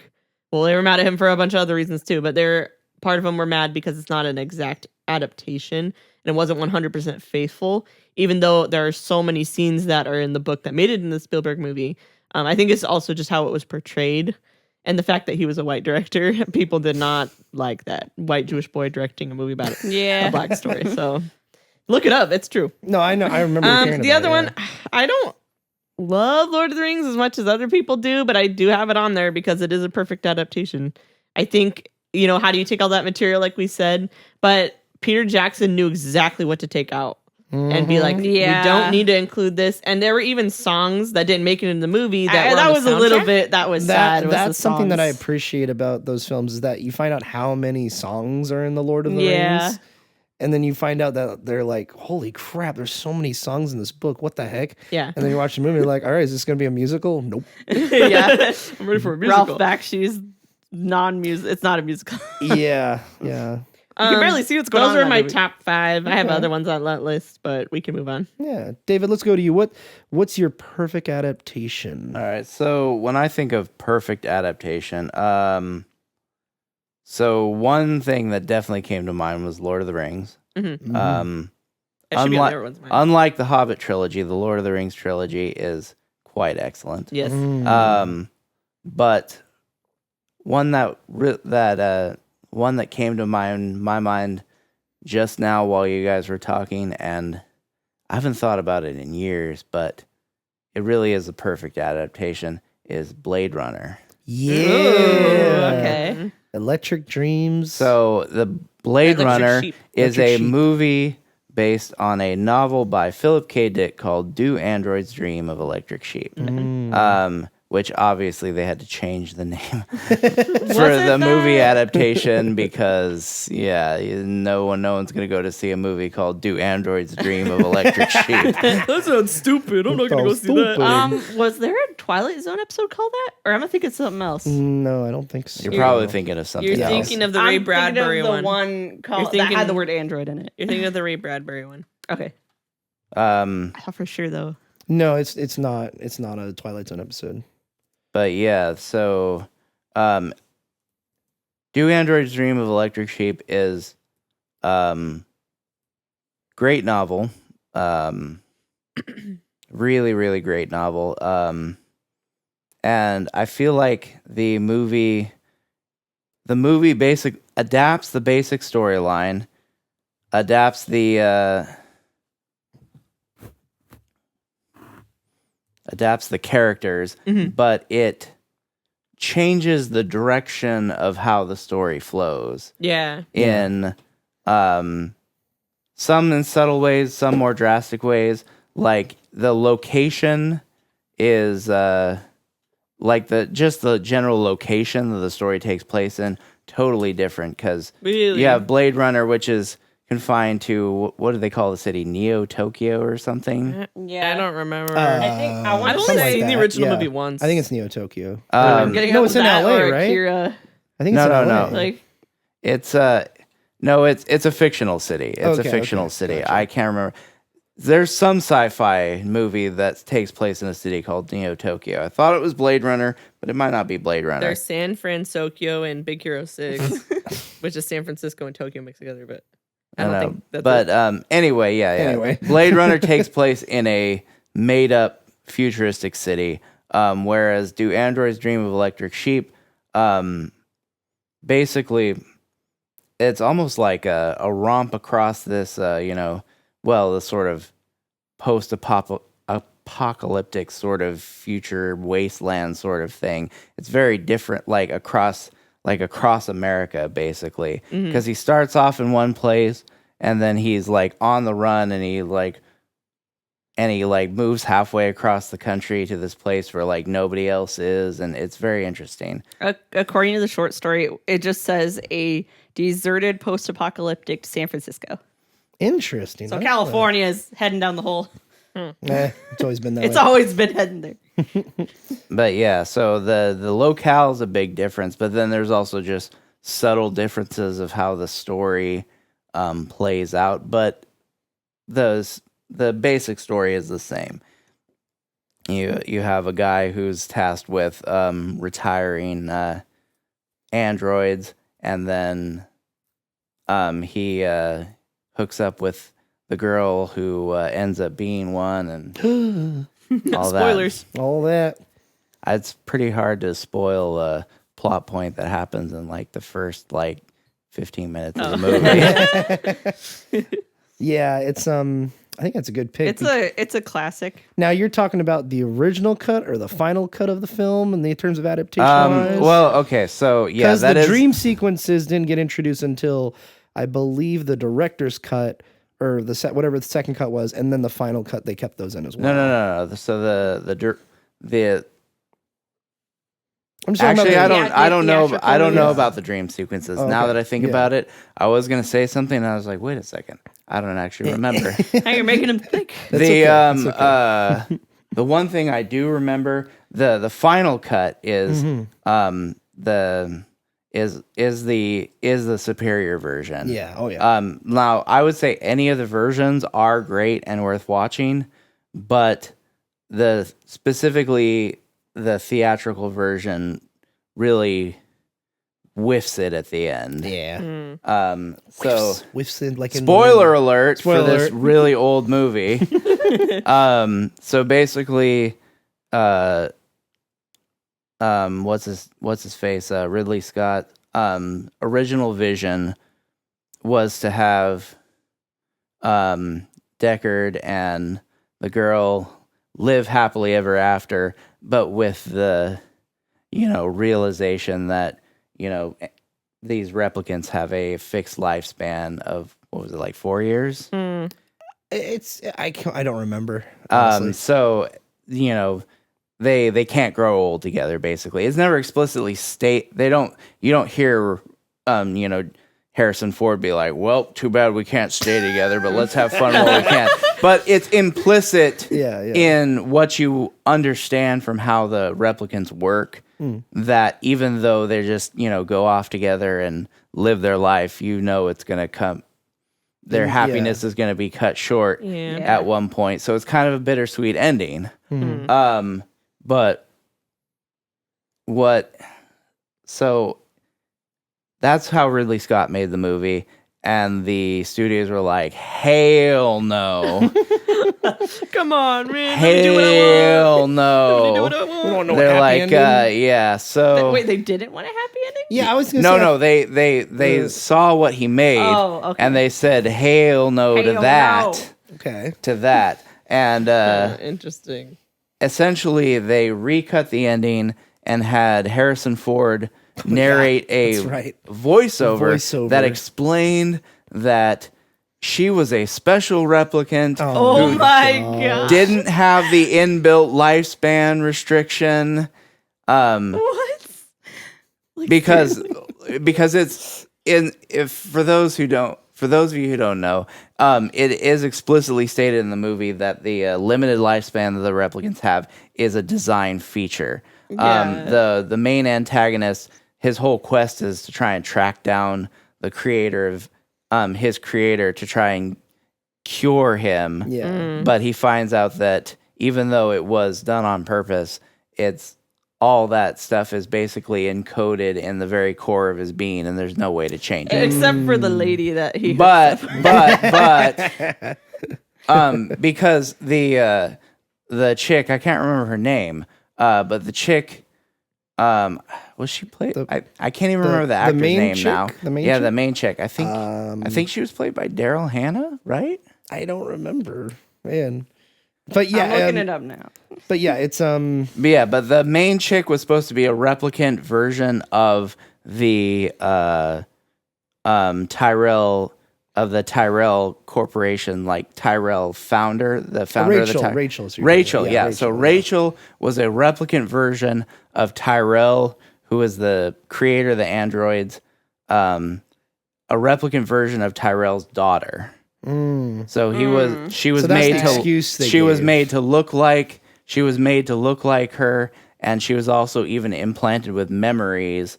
Because the way you find out she's an android early in the movie is Deckard does a test on her, and she's supposed to be a control to demonstrate that it can't give a false positive. And then after the test is over, Deckard looks at Tyrell and is like, does she know she's an android? So part of the movie is her coming to terms with the fact that she's an android. Yeah, Okay. I remember something about that. I've seen the movie like once for film class because we had to watch it. Yeah, so she has false memories. So she, for most of her existence, actually thought she was a person. That would suck. Then Because then you only have like 4 years to live and you think you got the whole rest of your life to live. Yep. So that made the ending even more bittersweet. Yeah. So yeah, the studio forcibly changed the ending where you had this sort of narration by Harrison Ford that said, "No, Rachel was a special android Oh my that god. they didn't build her with the limited lifespan like they did all the other ones, and her and Deckard man. got to live happily ever after for Oh the my rest of their God. days," kind of a thing.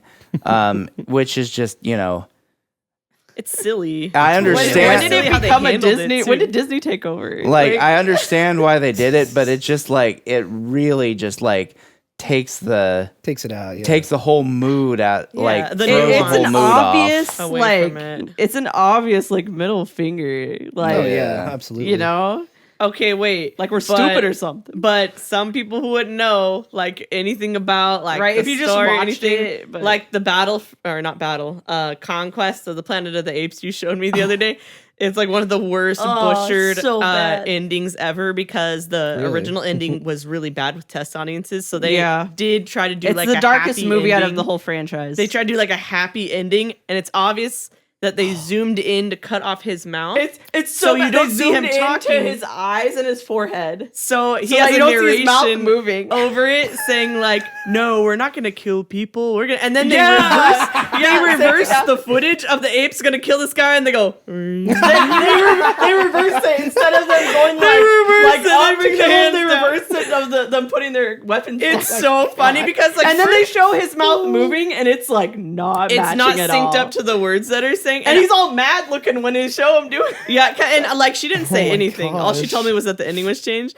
Then it started getting weird. And I was like, "What's going on with the editing?" And then his mouth was moving, and his words were not matching. I was like, "Is he being dubbed over?" Also, the recording completely changed from the actual like recording of them on set Oh, to like a total outside voiceover. exterior kind of sound to in a booth. Yeah, And he's in a talking. booth. They had him record it afterwards. It was and then- interesting, and then she Wow. showed me the actual ending on YouTube. I'm like, "Oh, that's why." 'Cause I was so confused. I didn't know that it was redone. It wasn't obvious to me that it was redone. I was just like, "What's going on? Like, why is it weird now?" Yeah, you noticed, right? Yeah, I noticed, but I didn't know what was going on. So funny. Yeah, same you know thing what? happened. The lady who plays Rachel, her name looks like it's pronounced Sean, but it's Sean. I'm sure it's Sheen Young. I think. Oh, it is Sean Young. It's Sean, Sean Young. Young. Okay. Yeah. I don't know why I thought it was Why is Daryl it Hannah. Sean Young? Oh, you know why I thought it Why'd was you name your Daryl kid Hannah? Sean? Is because it's a girl with a guy's first name. That's Oh. why. Daryl. She also Daryl. played Chani in the original Dune. I did How not do you know mix that. up Blade Yeah. Runner and Splash? You know what the latest movie she's done? It's called Ape X Mecha Ape New World Order. Whoa, that sounds How old is this woman? Because Because if it was Blade Runner and she was young, Well, Blade Runner was 1982. 85. It was so 85. she's still Or no, acting? 84, 82. It's an It was older early one. 82, 80s. It was 82. early 80s. Yeah, I don't know how old she is. It's only a couple years after. She's got to Alien. be someone's like relative in that movie. she's I like need the an biggest- old woman she's probably giving the biggest name advice or actor. something. Or like, hurry, grandma, let's get out Hurry, of here. grandma! The giant mecha ape's attacking. Yeah. She's the old lady. I am blind, I guess. Well, I can't will find say her birthday. that out of all the performances in Blade Runner, Hers is really good. Sean Young is not. Oh, really? is not the best. I would have to "Oh, hers is really good." You're like, disagree, "Not the best." but I mean, it's I serviceable. would have to think. I would have to watch it again. Honestly, It's serviceable in Yeah. terms of who the character is. yeah, It works for who the character is because she really doesn't have a whole lot of other than her emotional struggle in dealing with the fact that she's a replicant and she didn't know that. Right? She had to come to terms with that. She doesn't really have a whole lot of a Like huge story arc. She mostly exists, for the most part, she exists as sort of Deckard's companion. yeah, and that was another criticism of the film when it came out and still is today. But it's still a good movie. But I yeah, like it. It's a classic. Still a classic. it's They made a great marvelous, movie. a Does marvelous. it hold up? Do you think it holds up? Oh yeah. Oh, definitely, yeah, I think definitely. so. 100%. It's have you seen it? I saw like the beginning of You it. should watch it. Sorry. Chelsea. It's I mean- really good. And I saw the end. I saw the beginning and the end. Like- so what else is there to watch? The rest of the movie. I'm just kidding. Basically, Blade Runner pioneered the idea of like modern sci-fi cinematography. Yeah. Okay. Like the visuals, the way the visuals tell the story Yeah. in that movie were unlike anything that It had been looks like seen a before. modern movie. When you go back and you look at it, you wouldn't think it was 1982. I thought it. You would think it's like the 90s or something. That's what I would Yeah. assume too. Actually, That's how.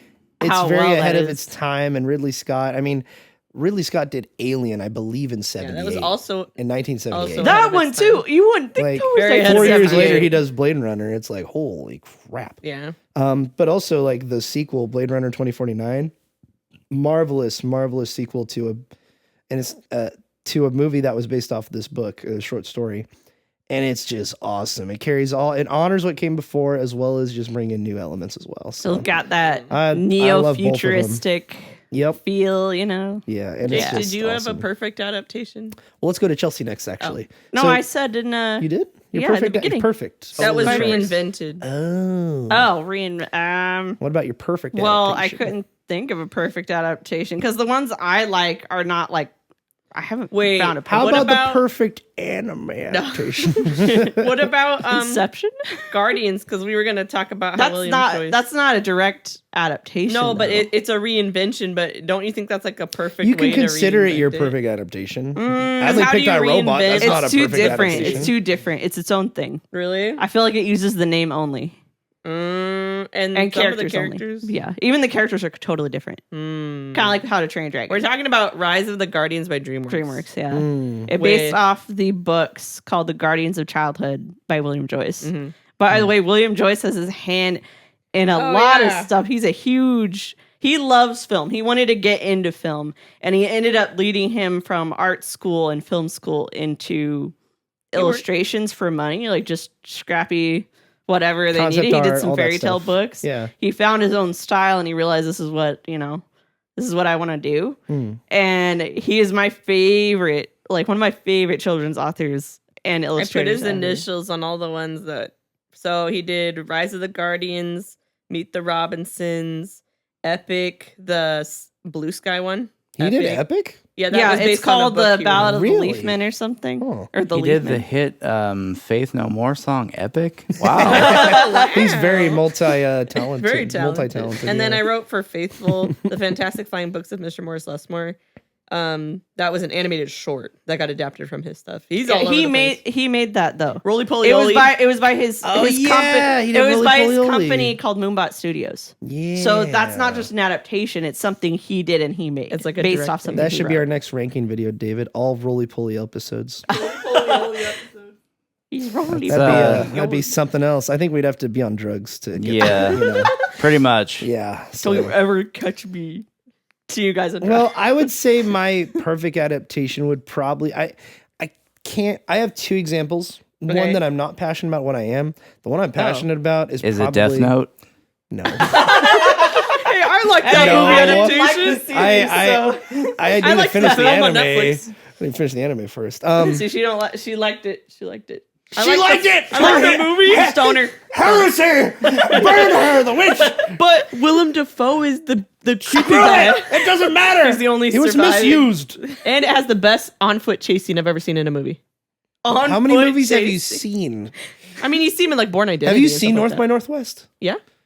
It's a great chase. Have you seen Run Lola Run? Oh no. Yeah. That has on The whole foot. movie is running. Chase. This is the Oh whole my movie. God. I would have to say I don't know. I would just say The Maze Runner. Like I Really? think Wait, yeah, as you're passionate or non-passionate? the passionate one. Okay. Because I think it does a really good job of taking, and I would consider it my perfect adaptation. I don't know if it's a perfect adaptation. Like the only perfect adaptation I can think of is probably Lord of the Rings, and then maybe something else. Yeah. But I That can't should be think on of it right everybody's now. list, by the Yeah, way. but I would say probably Maze Runner because I remember reading those books off of my kick of like really into reading at that point. I was really disappointed with Divergent, stopped at the second book, thought they were crap, didn't want to read the third one. I went to Maze Runner, really impressed with the first one. First one's great, fantastic, the book. And then I went into the second one, great book, fantastic. So many awesome things are happening. The relationships between these characters is great. And the intrigue and the backstory of some of them are coming into the light. And then it ends with a twist, which is so dumb. The book? And comes out of the book. And comes out of nowhere. And you're like, what the heck? This makes no sense. It's like the love interest and some random dude that's been guiding them the whole time betrays the main character. And they're like, actually, we're in love. Mwah, and we're going to kiss in front of you. And I'm like, the hell? What's going on? And then we go into like the final confrontation after that and they're just gone and you're like, what this makes no sense. What did that have to do with anything? And so Like- I actually raged after that one and I'm like, I'm not gonna read the third one. I don't want to.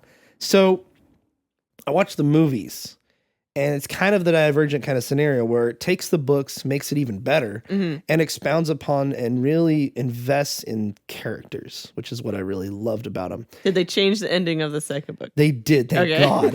And they Wow. brought new characters in, from what I could tell, that actually added more like flavor to it and more nuanced and stuff that made you just care about the characters even more. Instead of this like confrontation or whatever in the middle of the desert with these like mutant monster mechanical things, it's in this base in the mountains and it's this, just a classic confrontation that you'd probably see in like a 90s movie maybe, but with the finesse and direction of a modern day movie. So I really like that. And then The Death Cure, which I never read, but it really invests your care and your love into like the main guy and his buddy, and you're like, oh man, this is Bro's so gonna be sad. the Sam to my We're Frodo. gonna lose Sam, we're gonna lose this guy, but it handles it very well, and I love Wes Ball because of this trilogy. He did such a good job. And I'm just even more excited to see what he does next because the Apes film, Kingdom of the Planet of the Apes, which came out this so year. was so good. He did a great job on. It still felt like a Matt Reeves film, in fact, but you could tell it was its own thing. Really great stuff. Love Kingdom of the Planet of the Apes. And I can't wait to see what Wes Ball does with Zelda as we go into the 2020s here. Yeah, I have hope. I think he's going to do it good. Yeah, the other example I would say is probably just James and the Giant Peach. I think that gives such a perfect adaptation from what was in the book There you and go, to Chels. the live action. It's not a Tim Burton movie, is it? Or is it? It is. It's It is. not. No, it's a Henry Selick movie. Oh, Henry Selick. So Sorry. Henry That makes Selick sense. directed The Nightmare Before Christmas. Yeah. But The Night Before Christmas So Henry was Tim Burton's Selick, creation. Props So- to you, man. You're awesome. You Same, did a I think it's the perfect. same company that He- did same people he- who animated it though. Okay. Because wait, Nightmare Before Christmas was a book, right? James and the Giant No. Peach totally no, has thank you. Tim Burton vibes. Has totally Yeah, Tim it Burton does. vibes. But it's a great. Like I remember reading the book as a kid. After I watched the movie, and I'm like, that's basically the love movie. the book. And it's Yeah. awesome. This is a great book. So what made it so cool as a movie? Like They did stuff. They did live action and the hybrid stop animation stuff, which was perfect for what it needed.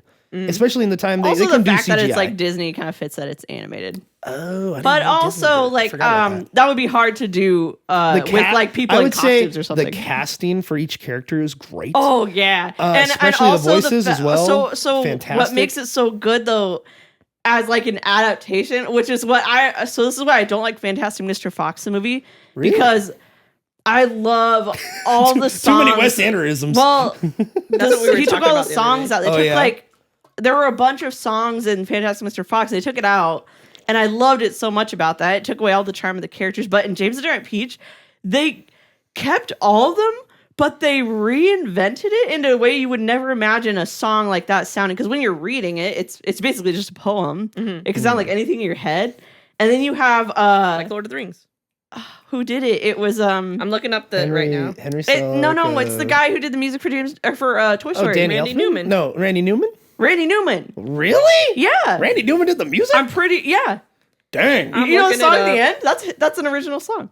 I did not know that. But he did it. And It's been a so long I time was like, that since song it's in been the a long credits, time by the since way. I've seen the movie, but yeah, it's and pretty so cool. when you listen to the music of the movie, it just brings a whole new life to what you imagined in the books. And all the voices are great. Like the actors again are just giving it everything that they love it. They're having so much fun. I would also call it a perfect adaptation because it's a perfect transition into the movie. Like you read the book, you're done. You turn on the movie. Not only is it practically the same thing, but it's enhanced with the stop motion. It's enhanced with the presentation because a lot of the imagery is straight from the book. And it's stuff you would just Yeah. recognize. And you're like, oh, this is cool. And now some people would think that's lazy, but I don't think And it's they not had in to this of course, case. adapting for screen, you have to take some stuff out. You can't put the whole story in there. Yeah. It would take too much time. There's like several other little stops along the way that they take before they finally reach New York.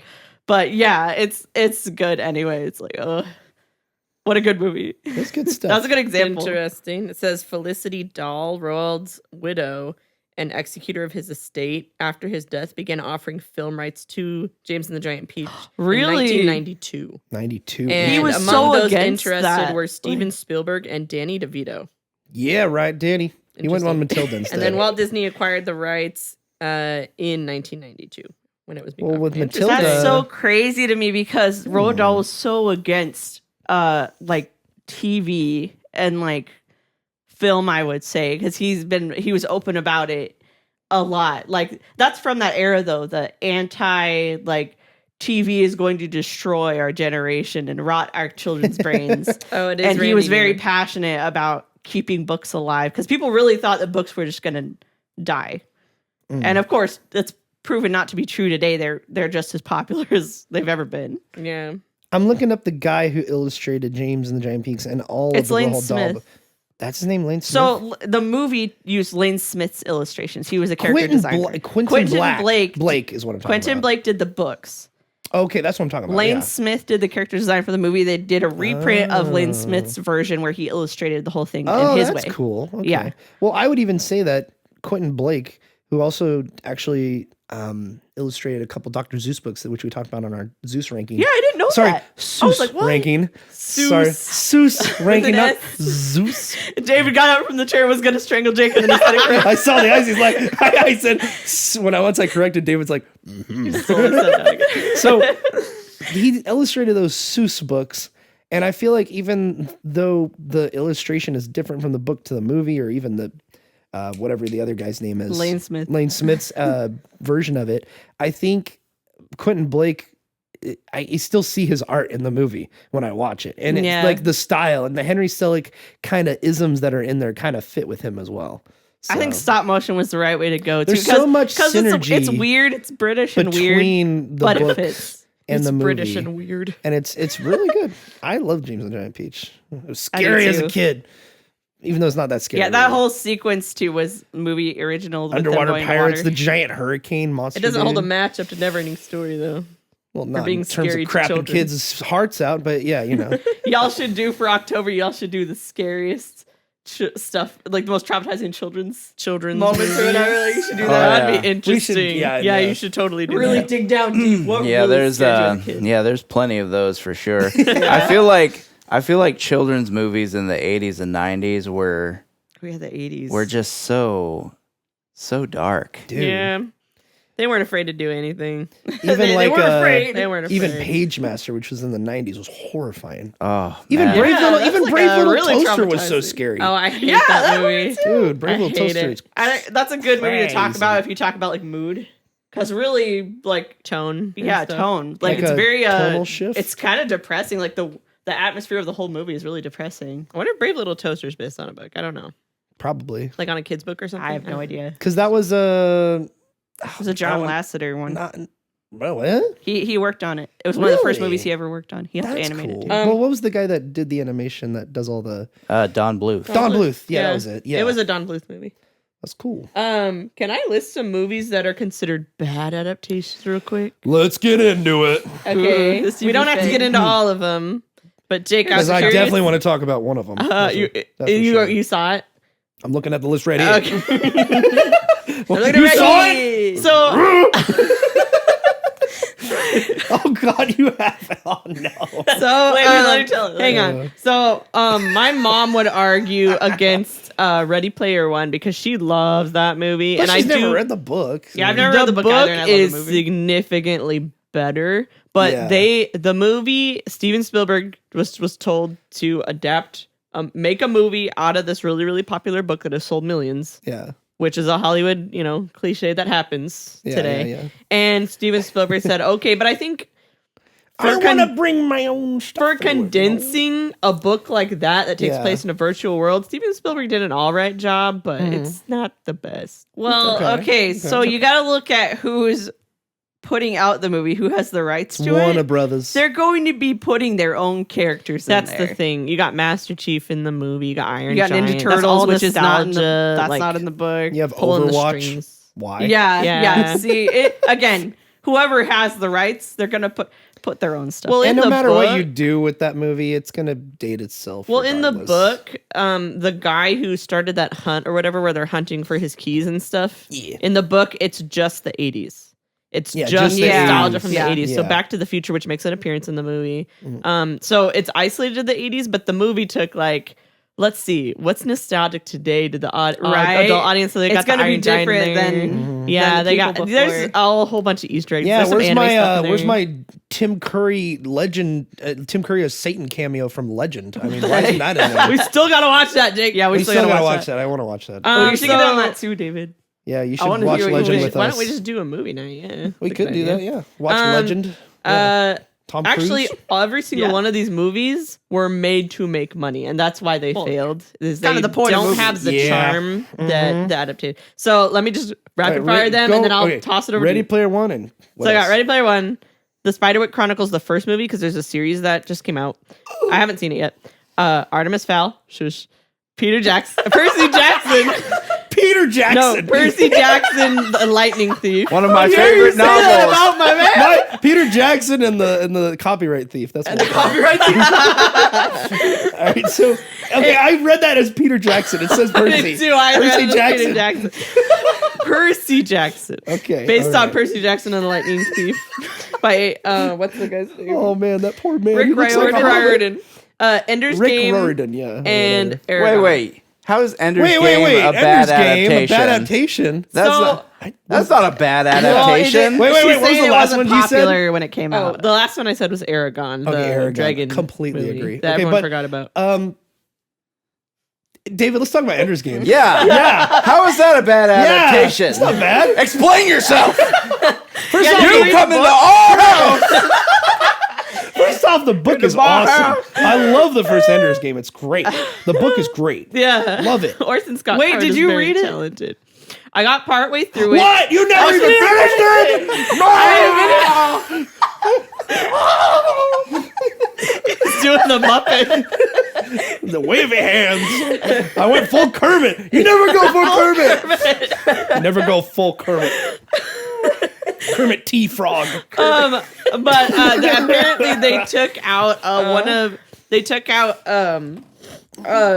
of the endings in the final battle. That was one of Ender's final tests in the book, and Oh, that's right, they cut it off.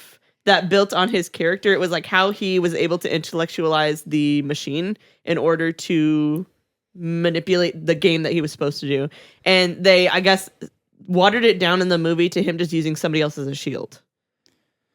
Yeah, I'm gonna have to push back on that, and I'm gonna say that's really just a case of they probably just couldn't figure out how to visualize that because having read Ender's Game 2 as well as Bean's Game, which was Ender's Game told from the perspective of the character Bean. There's a lot of stuff in those books that's kind of like it's like how would you visualize this in film? Yeah. So But that's who kind did of kind of just part and parcel of the whole thing is something is going to be lost in translation. Right. Yeah, we were talking about that earlier, and I can't remember what movie it was. I don't remember if it was Hunger Games or something else, because we were like, okay, the whole thing is like you're in her perspective or in their perspective or whatever, and so you're like, how do you translate someone's thoughts into visual, like on the screen?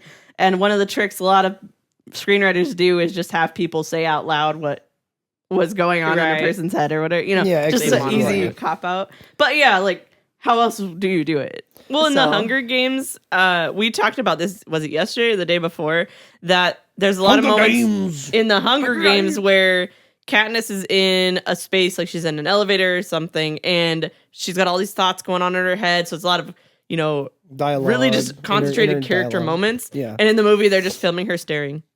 Yeah. And That's true. instead of like trying to translate that or just cutting it out, they're filming her staring at the wall.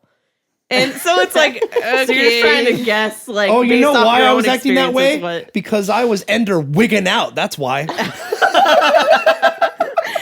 That's bad. Well, okay, so Gavin Hood, who wrote and Father's directed, Day was yesterday, so there's a dad joke for you. Sure, yeah. So Gavin Hood, who directed and wrote this, apparently, I think also Orson Scott Card did the screenplay with him. I believe so because he was involved with the movie. I mean, Gavin another Hood movie has not people done a hate. whole lot of stuff. He directed an episode of Stargate SG-1, a couple of no-name movies. What credentials? You know what he also directed, David? X-Men Origins Wolverine. what the heck? He did a couple movies. The last one he did was in 2019, Official Secrets. I think he did a pretty dang good job on Ender's Game. Yeah, Ender's Game I wouldn't say is like up in the same category No. as like Lord of the Rings or Blade Runner or James and the Giant Peach, where it's like underappreciated. But Yeah. the book is definitely a classic. I'm sorry, the adaptation Yeah, the isn't up to adaptation. the adaptation isn't Yeah. up to the same level as some of the greats that we've been talking about. Yeah. But I would say that at Ender's Game is a good movie. Okay. Yeah. It is a good movie. I would say it's a good movie. I enjoyed it. I've only seen it once, like back when it first came out, the movie. And it did compel me to want to read the book. And then I Well, the kind of book came out fell in out of it. 1985. But I want to continue it because I have like the first 4 books. And I just haven't read them yet. So Yeah, I remember only reading the first one. Yeah, Great book. The thing with if you ever read the second one, you have to be prepared that the second one is not at all like the first one. Is it Speaker of the Dead? Is that the second one? Uh, Because I have that one. I don't think it's I don't think it's Speaker for the Dead, or I think Speaker for the Dead is its own. I think Ender's Game 2 is. I think there's an Ender's Game 2, and there's also another story called Speaker for the Dead, but I could be remembering it wrong. I am interested in. But yeah, Ender's Game Continuing 2 is completely different than the first one. It still follows Ender, but he's grown up. He's grown up, and he's been scapegoated by the government of Earth. So for, what he did to the bug people. Yeah. Even though he didn't know he was committing genocide or directing armies to commit genocide. None of them did. Yeah, they were all children thinking they were doing, Spoiler tests and games. Oh yeah, spoiler. Spoiler, yeah. Too late. But the government didn't want to take the blame for that when it got leaked out to the public. So they essentially found a way to make the public hate Ender. So he's kind of a pariah from Earth society, but it uses a really cool, lesser known feature of relativity, like physics, as a narrative device. So if you don't know, as something goes faster and faster and faster and approaches the speed of light, time slows down relative for that individual's perspective. Yes. So basically, if you had interstellar flights, which were, we're not talking about like Star Trek warp drive here. We're talking about like powerful rocket engines that can go much, much faster than anything we're capable of right now. Like not even close to the speed of light, but a significant fraction of it, like 15, 20% of it, something like that, which is way outside the realm of what we could even dream of right now. But all it would take is that there would be a noticeable time difference from when you started your journey to when you arrived. You would be the world around you would be further in the future than the amount of time that your journey took. So basically, the book uses this to its advantage. Has Ender basically going on all these interstellar space flights, a lot of them, much more than any normal person would. So basically, he's like, I think it was like 200-300 years, something like that, in the future, basically. So like he is like just this no-name guy, but like Does school not children being chased by Earth anymore. Yeah, school children are so still taught like about the horrible mass murderer Ender, even that far in the future. Yeah. But because he's that far in the future by this trick of physics, they don't know that it's him. So he kind of goes unnoticed, basically. So it's like it's him in a completely different setting, and if you're going in expecting a similar setting to the first one, then you'll be very put off. Right, because you're going to be like, ooh, I loved that first one. I can't wait for more. And That's interesting. it's Now different. I really want to read it because I love the movie Lightyear, and that also explores that scientific concept. Yeah. Oh, you're gonna. What? Why you're are you gonna, laughing? No, I'm laughing because it's Why are you very laughing? similar to Ender's Game. Oh, You're gonna okay. like it. Yeah, Ready Player One, Spiderwick Chronicles. Let's talk about that real quick. I don't want to talk too I long don't think about that. I don't think the film's quite as offensive as I originally thought it was. I think it's fine, I haven't but it watched it in a long condenses time. 5 books into one, which really That's sucks. what we Yeah, had see, that's talked the about problem too. there. And I That's the saw and I'm going to be real. I saw the trailer for the new adaptation, and Holly Black is involved, which is interesting. But Although you need Tony D. Truly to balance it out. Here's my thing. So it's on Roku, which is weird. Roku. Nobody's going to watch this show, so it's obviously going to be forgotten with time. It's probably going to be taken off of the streaming service. Nobody's going to watch this. People thing. probably haven't even seen the trailer. And it's taking an original concept and I might get, man, I don't want to get canceled, but I was kind of, so already too late, so too here's the late. thing. Everybody in the new show is of a different race, and that's usually fine in my mind, and I'm usually pretty fine with mean, that. I don't think I it's a have problem. I have no problem at all with that. But I remember watching the trailer and I was kind of bummed out because I'm like, okay, Roku really hit me rough. I'm like, dude, this should be on Netflix or something, at least something of notoriety. Even if most Do you Netflix wanna movies see are it? forgotten. No, I don't. Because it looks really, really bad. And I kind of felt a Why little... are you rooting for it to more No, people to it watch looks... it then? No, I'm like worried that I don't think it's going to be any good because it doesn't look very good, first off. It looks very cheap. And I just don't think this is the right setting to make it right now. They should have waited way longer. They should have actually got a partner You that mean would like have... what's popular right now? They should have gotten a partner in terms of distributor and a financier that actually is willing to advertise it out there instead of one crappy trailer that's going to be released on Roku. It's like, what the already heck are came you guys out. doing? Well- And exactly, I didn't know that. I didn't know it just already came out. Like, you guys should be putting it on So I Netflix. watched a- Send it to Apple TV or something. I Like, get watched somebody to produce this. like a shot and by not shot review haphazard. of Like the first one, at least they had effort in it and it was fine. But like, this one doesn't look like any effort was put So into it. okay, so I watched a shot by shot review of episode 1 of Okay. the new series, and already they do stuff to cut like as little special effects as possible. Man. So Oh, no. in a book series which is full of fantasy creatures, they're and doing all these fairies. weird tricks to make it be like the actors are like, oh, did you see Oh that? my And like, This looks so, it sounds and like so bad. on screen. yeah. And so they like so the main villain of like the books, spoilers, I guess. That's fine. They Go for don't. it. You don't see him in the books until the end. Yeah. That's kind of like the build up. That's like, the oh, build what up, is yeah. this villain, this Yeah. evil that keeps It's cool, tracking man. us? You know, and Yeah, dude, you're Goblin King. anticipating it. And in the original movie, they do that because they're like, okay, let's keep it with the books. At least they do that. Mm-hmm. In the first episode, they reveal the villain, Oh man. but like you see like a weird shapeless silhouette in the darkness, and it walks forward into the light, and it's a human, and it's the villain possessing a human's body, so they didn't have to animate. Oh, that's so lazy and dumb. God. Yeah. I'm getting more angry now as it goes. So one last thing I'll say about it, and this is why I said I didn't want to get canceled, but when I saw that the characters, and I'm not saying that they should be or shouldn't be, but when I saw they were of a different race, I kind of felt a little hurt. To Your be quite grandpa frank, 'cause came out? when I read those books as a kid, I really connected with them. I pictured me as one of the, because it was about siblings, and we were all siblings growing up. Right. So it really made me connect with those characters in the books. Young brothers who And have an young older brothers sister have who an older beats 'em up. sister. It's awesome. It's like, okay, this is cool. This could actually happen too. Like in the books as a kid in your imagination.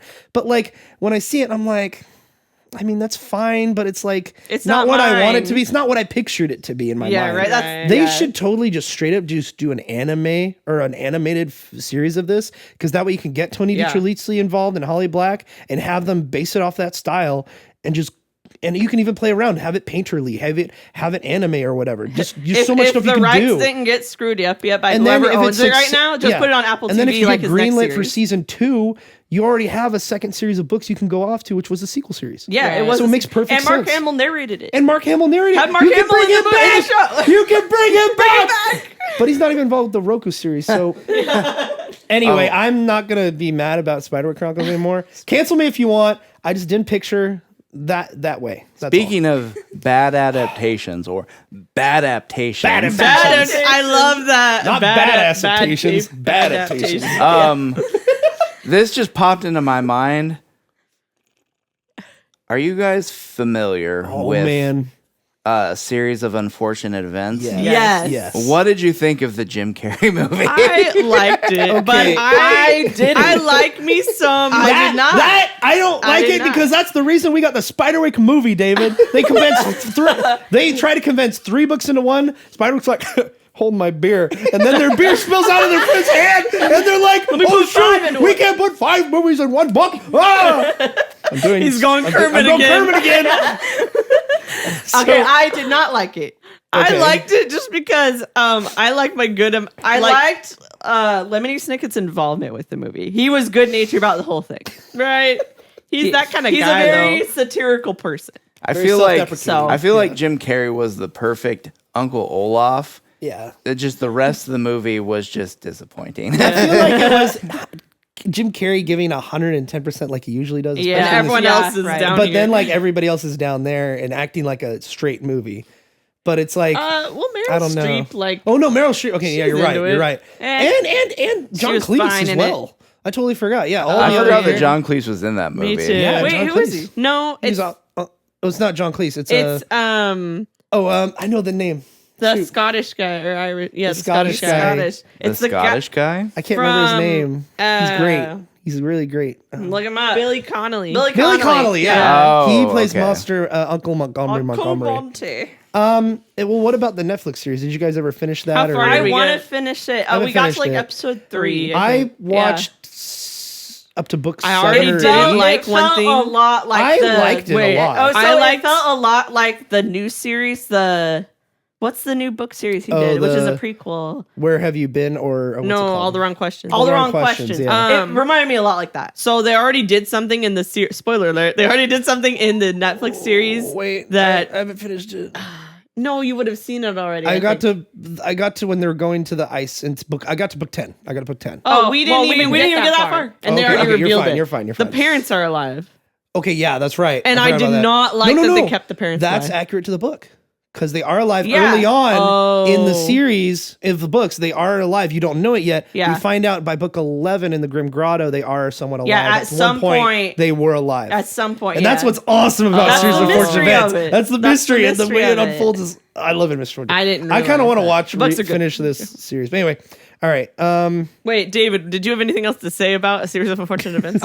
No, I just wanted to bring it up. I just want to see your reaction. Jim Carrey's cool. Yeah, it just, when we were talking about bad adaptations, that just kind of popped into my head, and it's like, that was definitely what you would call a bad adaptation, condensing a whole book series into one movie. I remember books too and- when yeah. that came out. A cousin went to go see it first, and we were like, "You got to go see it. What's it like?" And he was like, He was so mad. they tried to shove the first 3 books into one. He's like, and then they jump backwards and they try to put the end of the first book at the end of the movie. And there was like a technicality thing there, but it was like, we were like, how do you do that in one movie? He's like, you don't. And then like we all went to go see it as One thing like, that a I do like family. about the film is that it does bring that wonderful drab nature that the books have, and it really emphasizes it really well. the atmosphere. I would say the setting. series does a pretty good job of it as well. And I actually kind of like The series is way more the who's attitude Uncle- of the who's his- author, what's his though. name? How I Met Your Mother. Dang it. What's his Neil name? Patrick Harris. Neil Patrick Harris. Oh, yeah, I think he's- he's Oh, he does a great, really good job, yeah. fantastic as Uncle Olaf. So anyway, let's move on to Your favorite. what? Which one? Artemis Fowl. Oh, that's right. I totally forgot about it. I was really curious about your So- opinions on this. I'm actually going to get into this in our next section, which Okay. where I'm going to ask like, what do we want to see adapted next? Okay. But so I'll get into that then. But I'm I just was waiting for you to do very Kermit again. disappointed to hear that because I remember hearing about the movie because it was a pandemic film where they made it in like 2019. Wait, was it? Yeah, it was 2019. They filmed it and they only Oh. were able to release it in August of 2020 on Disney Plus only. It And- totally flew over my. I completely forgot. and about it was it. and it was concepted to only be on Disney Plus in the first place. It wasn't going to be in theaters at okay. all, from what I know. Straight to streaming. Straight to streaming. And you got stuff like Josh Gad in there as like the chief of police for the fairies and stuff, which is fine, I guess. But I actually never got to see the film Oh, you didn't? because I heard it was absolutely horrendous. You saved yourself the I trouble. saved then. myself the Did trouble they because take I'm it like, off of Disney Plus? No, I think it's still on there, actually. Is it? well, it's funny I because think about like the Disney stuff they made took it, off. That was but then like, I feel like it might be one of those that Disney actually made and then just took down and nuked because they did that with the know. Grease. There was a series on Paramount Plus or HBO about a sequel series to Grease, the original musical. I heard about and that. it was a series about the chicks of the of the Mm-hmm. high school or whatever or the town, and it was about me. I know David gives me the face. He's like, "Yeah, what the heck?" I know it, right? So they made this series, released, did a press release, did a Paramount press Plus. tour, everything. Everybody came out. It came out. Everybody never watched it because I never heard of it. it turns out I HBO have. decided to scrap it, or Paramount, whoever, they scrapped it, completely took it offline. And now you can't even track it down anywhere unless you pirated it. Same I hear for the like music the of And Willow it turned in, series. and same with Willow, which is really weird. Look at I got to finish that one though. Artemis Fowl. It's not on Disney They Plus. took it off. Wow. No results on Disney Plus. Good riddance. I heard terrible things about it. It didn't look good at all. Can I make a comment? Maybe I should watch it. I don't know. I think you should. So There's so much you potential with probably that show. Won't like with it the series. because I watched a video about book adaptations, and the guy who made this video essay, his favorite book was Artemis Fowl, the series. Oh, man. And he absolutely hated the movie because in the books, Artemis Fowl is a villain in the first one, at least. Yes, Because he is. Ian Colfer, the author, said, "What if we did Die Hard but fantasy?" So yeah, and the Artemis, right, yeah. and the man, Artemis is supposed to be Hans Gruber in that really? situation. yeah, but he's like Yeah. 12. But he's a 12-year-old boy who's a genius. Interesting. So Disney said we can't have a villain as Oh our my main character, so God. they made him not a villain. So They dumb. made him more just like an investigator into the fairy world, I guess. And then is they so made the dumb. fairy agent who's trying to prove to everyone that a woman can be in charge. Oh my god. No, that's in the book. No. I understand that. But they took that But they and made took her that. a 12-year-old girl. what? What? Oh, I know why. What? But that's dumb. Okay, so you're probably not gonna I like the know movie. why because of stuff that happens later in the series, but that's dumb. Yeah. That's so stupid. So don't watch it, Jake. Yeah, the books are really interesting. It's basically I think you should David- watch it anyway. I want to see you Kermit. I kind of want to I want to see you Patreon exclusive, guys. Jake watches the Artemis Fowl adaptation. How are we going to do that? It's taking down. Okay, so it's going to be like an unlisted YouTube video. We put it on Patreon. We stream the Patreon? whole. You guys We have put a the whole Patreon? film on screen because screw it. Why not? know what you got to do Yeah? is you got to do you release the video and you tell people to put the video on at the same time as the movie. And how do you find a copy of the movie? Grace Randolph does that. Check the description and below. Grace Randolph does and that. you click at a bunch of viruses. Just She's pop like, I'm gonna up. hit play in 3, 2, 1. Play. I hate that though. Okay, so Lex, Chelsea, did you go over your bad one or your unappreciated one? Unappreciated. I can't think of one. That's okay. No worries. No worries. Yeah. The only other ones on there are Aragon, which Percy Jackson. I don't really care We already about. talked about Ender's Yeah, Game. we and don't Aragon. have to talk about those. Yeah, I think Percy I never Jackson. read, Percy Jackson's on Percy the up and up Jackson or because Aragon. of the series, and I think what I've heard, they've done a great job with it. Just think it's awesome also that they got actors who are actually The Disney age. Plus series is The what Disney you're Plus talking Yeah, series. the correct They actually age. got actors that are the correct age, which is great. They're not like 20. Yeah, they're not like 20 years old. Artemis Fowl. Let's see. Is there anything else? I think that's it for me. I think let's move on to what we want to see adapted in the future, guys. I kind of want to go with you, Chelsea, first to kind of see because future? what the future holds. That's a Because lot to we're in a series of unfortunate events with Hollywood, unfortunately, where Unfortunately. they Yeah, but are it's not good, focusing though. so much on streaming to the point where they're starting to realize we are about to lose the entire industry of theaters and our money-making opportunities if we don't backtrack on this. And there's no preservation. And there's no preservation. In fact, Disney has released The Mandalorian season 1 and 2, WandaVision. WandaVision. You have Andor, the Star Wars Obi-Wan series. got released on Obi-Wan. Blu-ray. All these different Disney Plus shows are now releasing on physical release, Blu-ray and 4K, because they realize we can actually make money off of this as Right. well, and it just makes sense. Instead so kind of just the first week it's yeah, released. and they're like, so let's kind of just do it because we kind of need to make money anyway. So that works because there's still I'm a happy market for out there, that. and with people, I'm not going to go into any more physical media, but anyway, the industry's different and it's changed.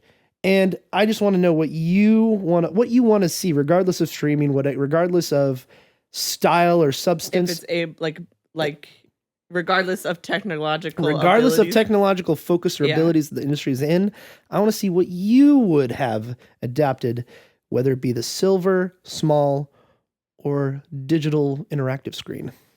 Probably there's a couple picture books that just are like, what are you doing? Make this a movie. One of them is Ignis. I'm trying to remember. It's Patrick. I'm trying to remember the name of the guy who did it. But that book, it's like what? It's like 10, maybe 12 pages long. And the illustrations kind of tell everything. It's about a little dragon. Oh, what are you doing? But yeah, it's about a dragon going on an adventure, and he meets people, meets friends, and then he comes back home, and that's all it's about. But like it's so sweeping in just the 12 pages that it is. Like, I'm like, what are you doing? Like, this is easily like, boom, I see this as a movie. Mm-hmm. And probably a dream, like a wish list one, like probably would never be made into movies, would be like some of Bruce Colville's earlier work, which is a children's book author, you know, probably only known by kids who go to libraries. Yeah. In the fantasy section, children's fantasy section. But he did a series of very cute, what is it called? It's called Moon Goblin and Me, about a wizard who is so clumsy and this little boy who meets him, and the little boy is more competent than the wizard, but they're actually really good friends. It's really good about friendship, and it's cute, and him and his wife did it. And, you know, that I would love to see in like the vein of classic Snow White, maybe, but with more comedy. Just if I had like a dream project. Yeah, that would be really cute. The computer definitely heard you that. Squish the mic. Your body. David is not happy. I'm not saying anything. I don't know what you guys are It's talking like about. everyone be silent so we can cut. You gotta get put closer, Adelaide. There we go. Get that not white, blank space away from your, you know. All right. Anyway. Anyway, so Chelsea, your pick would be. I already said it while you Okay, were what gone. was the call? What was it? So Ignis? one was called Ignis, Wait, which is a picture. Pause. Yeah. Yes. Thank you. Push your phone down, son. Okay, well that's awesome. So Ignis and then Bruce Colville's series called Moon Goblin and Me, about a wizard and a little kid who meets him, and it's really cute. Like, That you sounds look at cute. it, and I would say if it was a possibility, an animated series in the vein of classic Snow White, but more comedy. okay, that's cool. It's because the Are we illustrations talking really animated? have that. Are we talking animated? I'm talking animated. Okay, cool. And like his wife's illustrations are round faces, round nose, very Disney-like. So it's so cute, and it just makes me happy when I'm having a I'm bad imagining day. it in the style of like, what's that one? It's like a medieval times. No, Take place what's during that medieval one? times, like Gummy Bears. Moomin. Oh, Moomin. Yeah, I'm imagining it like Moomin is what you're saying, It could be like that, yeah. which is also based off a book series. But it would isn't follow. It's based off a Swedish comic book series, Swedish comic book. or Danish. Was it Danish or Swedish? I don't know. Nordic. All right, David, what would you have adapted if you had the power, A the dream money, the adaptation. choice, the You had creative 3 wishes. direction? Let's see. Also, go into not detail, but let me know if it's like animated, live action, a Yeah, series, yeah, a yeah. movie. Ooh, okay. Okay. So I've got a couple, All right. and they're both kind of different. So first one that I thought of is something that could never be done right. This is a book that could never, in my opinion, could never have a proper movie adaptation. But I wish it were possible. It's called it's called House of Leaves. House of I know what this Leaves. is. By Marcus Zuzak. Yeah. Or not Marcus Zuzak. Mark Z. Danielewski. Yeah, I know what you're talking about. Yeah, so House of Leaves is is kind of a psychological sort of thriller novel about a guy who's cleaning out some dude's apartment, and he finds this film that chronicles this like celebrated photographer moving to a small suburban community with his family to just get away from the stress of city life. And they discover something's up with their house, like the dimensions are bigger on the inside than they are on the outside. And then eventually they discover this like infinite dark labyrinth that just goes on forever. And so while he's watching this documentary film that he just found, because this guy like died and he was helping the apartment owner clean out his stuff out of the apartment. So he gets interested in this film, and so he looks up the information and finds out that this film doesn't actually exist. He can find no record of it. The person who supposedly made it doesn't exist. It's just... Isn't this also the book where the formatting on page is different and there's like cut the page is cut out. Is this that book you were telling me about, David? That's like almost incomprehensible. No. Okay, No. that was a different. No, one. this is okay. So what's? yeah, Give me the name of it again. Sorry. it's called House of Leaves. And so basically, as he's watching this film and trying to find out more about this film that supposedly does not exist, the person who made it doesn't exist. The house in it doesn't exist. It's just there's just nothing there. There's like no record of anything that he's experiencing. And as he's delving more and more into this, his sanity starts to come undone, and it's very, very creative, very, very well done book. I could easily imagine that being something really fun. Like you could get so creative with filmmaking. Dope. Like But if it was regular film. Dude, that's Right. awesome. So Yeah. like throughout the book, as he starts to lose connection to reality, the words start to change on the page, and there's like holes and shapes and weird Oh my stuff gosh. This happening. looks so awesome. It's really interesting. I had heard about it. It was on my want to read radar a couple years ago, but then last year it exploded on TikTok. People found out about it and it just went crazy. Dude, look at this. This is freaking awesome. I'm looking at it now. yeah. Different squares. I didn't know that it exploded. I thought it was. Exploded. I'm looking. I was under the impression that it was still pretty kind of an niche. unknown Yeah. property. Really? So it looks like Gen Z has discovered this, unfortunately, David. Dang it. What I do want to say It's is, too late. I just Googled the book, and Mark Z. Danielewski Danielewski. did a interview on YouTube from some random channel on April 1st. And This year? he talks about the book called Navigating the House of Leaves. I'm interested to follow this Don't book believe and, everything you see on April 1st, but you know. I know, but it looks like he's Oh, actually you're right. getting interviewed and stuff. No, it's probably normal. It's Yeah, probably everybody fine. in the comments is like, yeah, this is a great interview. It's a very small interview. What was but your this is other really one, cool. David? That's Okay, awesome. so my first one was House of Leaves. Sounds awesome. Never will be done right, but oh, how I wish it could be.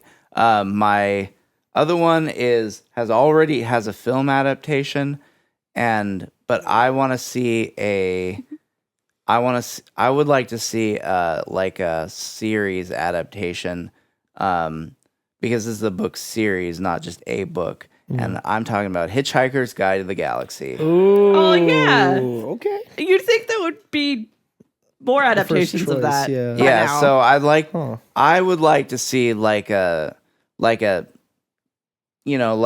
TV series Yeah. that follows the storyline of the book series, Narrated by Jeremy Clark. and does it a little bit more, treats it a little bit more faithfully than the film adaptation did. that would probably be easy to break up into episodes too. Oh, yeah. yeah. Like way Easy. easy. Because in just one book, you got little adventures going on. Yeah. So There's like parody chapters and everything, and like that have nothing to do with the main characters. That'd be super fun. I like that choice of as a series because that makes perfect sense. I think if they did adapt it into a series and they advertised from the makers of Doctor Who, I think people would Oh man, I think gravitate toward it I because think that's people more of a would. well-known I don't property. know.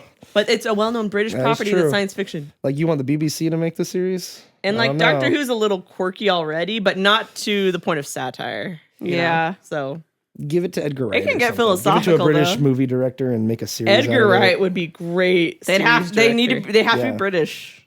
They He's got to be British. Edgar Wright's Edgar British. Wright's No, I know, but I'm saying whoever does it, like you can't go the Mary Poppins route. Mary Poppins. Yeah, Yeah. I see what you're saying. Yep, Yeah. yep. Adelaide, you have a whole stack of books right there. I put out the ones that are coming out this I year. saw the omnibus of the big one you might mention, but yeah, you have these listed here. But yeah, anyway, go for it. Well, these ones Made me are laugh. only out because I'm excited because they're coming out this year. Wanda's adaptation comes out at the end of this month. Okay, that's but on Apple I'm TV. really That's on Apple TV. skeptical about it. Okay, Very skeptical. well, they got money behind it. They have Apple TV money, so that's good. Yeah, I This is guess animated, So. But so- Tony DiTerlizzi is heavily advertising it on his Instagram and Twitter. He's very vocal He's about involved with it though. Yeah, he I posts think art he's every day though. Okay, Yeah. good. Yeah. He's very interactive online. Mm. But so I am very interested in what they're gonna do with it. I'm not hyped yet for it, but I'm interested. I'm gonna watch it. You ain't gonna stop me watching I'm gonna watch it, but Yeah. and then the second one that's gonna come out this year is the Wild Robot Wild adaptation. Robot! It's gonna be so good. Oh my Oh. gosh, so I'm ready to excited. cry. I Legit. just read. David, it's her most anticipated movie of the year. I just finished book 3, one. yeah. This isn't mine. This is my nephew's, but because they borrowed my first 2 copies. Mhm, yeah. So the art, if you just look at like the art in the books, and like how they adapted it in the movie, That looks like paper cutouts. yeah, Oh, it's Um, cute. Yeah. it's And then the movie is It's so gonna like be so good, and it's DreamWorks who adapted How to Train Your Dragon Home, which is based on a book that Chelsea says was not good. An improvement. That was another one that They probably improved Home. They Yeah. improved How to Train Your Dragon. They were able, You know what they even also though you did? don't like it, they were Hey, able to take You know what they Oh, also Guardians of Childhood did and that I Adapted. just thought of what? was Cloudy with a Chance of Meatballs. No, that's Sony. That's Oh, Sony. dang it. It was Sony. They Okay, never did mind. do Captain Underpants movie, and that is one of the perfect adaptations. Really? Oh Yes. yeah, we talked about that. Have you ever read the books? I read the Captain first one, Underpants? yeah. Yeah, the first Have one. you seen the movie? I've seen most of it, yeah. Oh, it's a good Hilarious. adaptation. It's pretty much It's a really good really adaptation. great creation. Down to like the animation and the animation style and stuff like that. Yeah, I gotta say the animation style's pretty good. Yeah, okay. But those are just ones that are coming out this year. What By do the you way, want- I like Rise of the Guardians. That I never Oh, said okay. I didn't. No, I know, said they but- were different, but Yeah. I love both of them. Yeah. So DreamWorks did that too. So I feel like it's in good hands at DreamWorks. Okay. Yeah. And it's coming on Apple TV, so that's No. cool too. The Wild Robot is Wild coming out Robot. in theaters. Wild Robot. Oh, I'm sorry. DreamWorks, I'm sorry. I DreamWorks. was still on DreamWorks. Tony. I was still on Wanda. What My company bad. is doing Wandla? Skydance. Skydance. It's John Lasseter's heading John that Lasseter's studio heading now. it. Yeah. Which- Okay. It's gonna be gold then. I was gonna say they look kind of like Disney. I People. don't like some of the redesigns, but whatever. Same. Creative liberties. It is in terms of like what I would like to see in the future. We have gotten like other than Disney releasing Kizazi Moto, and they Yeah. did one more. What else did they Of do? all people, Disney. I'm looking for like African Did you say Quasimodo? Kizazi Kizazi Oh, Moto. Moto. sorry, Kizazi. Okay, gotcha. It's the black version. If you haven't Sanctuary! Sanctuary! oh my god! You're not just canceled; you're assassinated for that. Welcome to North Africa, Oh my everybody. god! Stop while you're ahead.